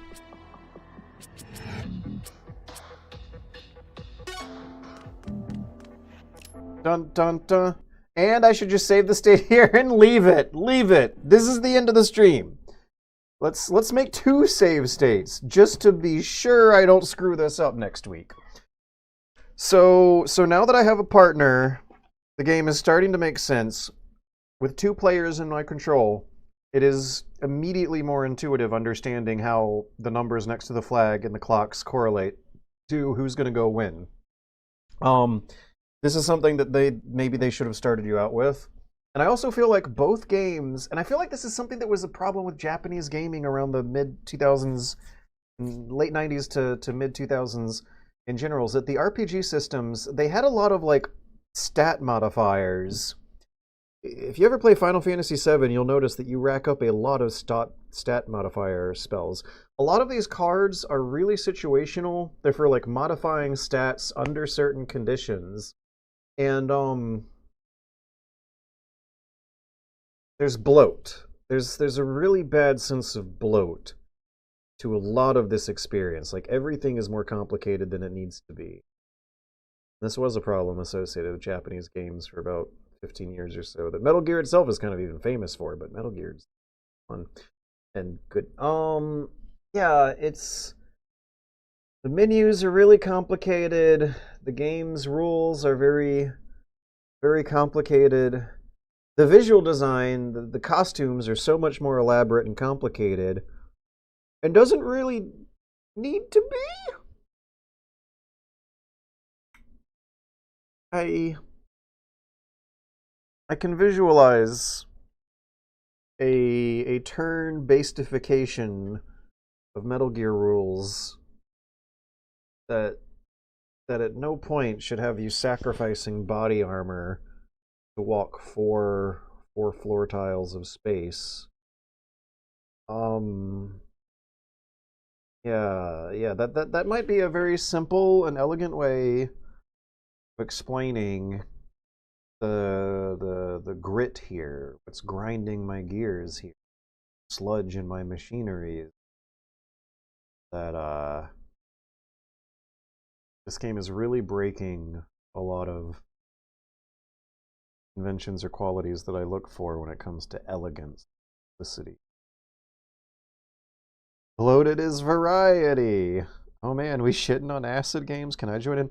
Oh, sure, asbestos man. But you weren't here for Acid 1, and that one was even rough. Acid 2, the fans tell me Acid 2 is better, and I'm still pretty early on, and the hours that I have played have been better. But that's kind of like saying that, stubbing your toe is better than cutting your toe. It's still painful. It's still painful. But I feel like I am learning this one better than the first one. I'm having some frustrating moments. I'm having game-breaking glitches, but the frustrating moments in the first game were breaking the game. Like, my characters were unusable, or levels were unbeatable, or, God help me, I tried to give Acid 1 a second chance to learn it, and my God! Thank you, Asbestos Man! I was a little worried, but apparently there are dozens of us. These games are beloved classics or something. I didn't play them until just now, and I'm wondering what kind of mindset you would have had to be in back then. Acid 1 is... I mean, it reviewed decently, but I think the fans regard it as a pretty janky, rocky, rushed, spirited attempt at something cute and quirky and clever that didn't pan out. Reviews, on the other hand, wanted to give it a chance. Acid 2 is generally regarded as a much more solid execution of the same concept, that they would have polished things up and really had a slick, presentable product here, but I'm still hitting some ambiguities where the systems feel, the menus feel underbaked and the systems feel under-tested. They didn't have enough people struggle with this thing and tell the developers to cut down on your total deck cards. Yeah, you need 35 cards out of a deck that's going to have hundreds of them by the time you're done with the game. And there's so much redundancy to click through. What the heck is Sneckware? He has like a the Metal Gear Acid games also feel a lot more intense on the fashion design qualities. There's a lot of pretty dresses and handsome suits, and everyone kind of looks more like they're from the Bishi Dojin for girls. So you know, I was also like wondering if what we were getting was maybe a less violent and more emotionally or socially intelligent Metal Gear, but I don't quite know if that's the pan out either. It's weird. These Metal Gear Acids are weird. I guess I'll give it another week. Metal Gear Monday is still gonna come and go to the celestial rhythm of the stars and the moon and the sky as usual. And I will give this another week. But at some point I'm gonna have to pick Metal Gear something else after Metal Gear Acid 2. For however many weeks I enjoy and love and play Metal Gear Acid 2, there will be something next, and maybe is about the time we should be thinking about that. Good night, everyone. I'll see you next week on Metal Gear Monday, 7:30 p.m.-ish at twitch.tv/SuperBuddyHop. Thanks for hanging out. Thanks for wishing the best. Did you ever play Ghost Babel? Yes, I did. Ghost Babel was fun, especially the VR missions afterwards. Yo! It actually is canon. It is actually canon that Ghost Babel is a VR mission being played by Raiden. It sounds like you already know, Asbestos Man. Spoiler alerts. Cover your ears if you're, for all the children who don't want to hear spoilers. Ghost Babel. Metal Gear games they have meta-narratives where they are revealed after the adventure to be a dream or a VR mission or a book or something like that the whole time. And Ghost Babel actually, really, for sure, does do that. And that's the canon. If Ghost Babel is a VR mission, why can't Metal Gear Acid be a VR mission?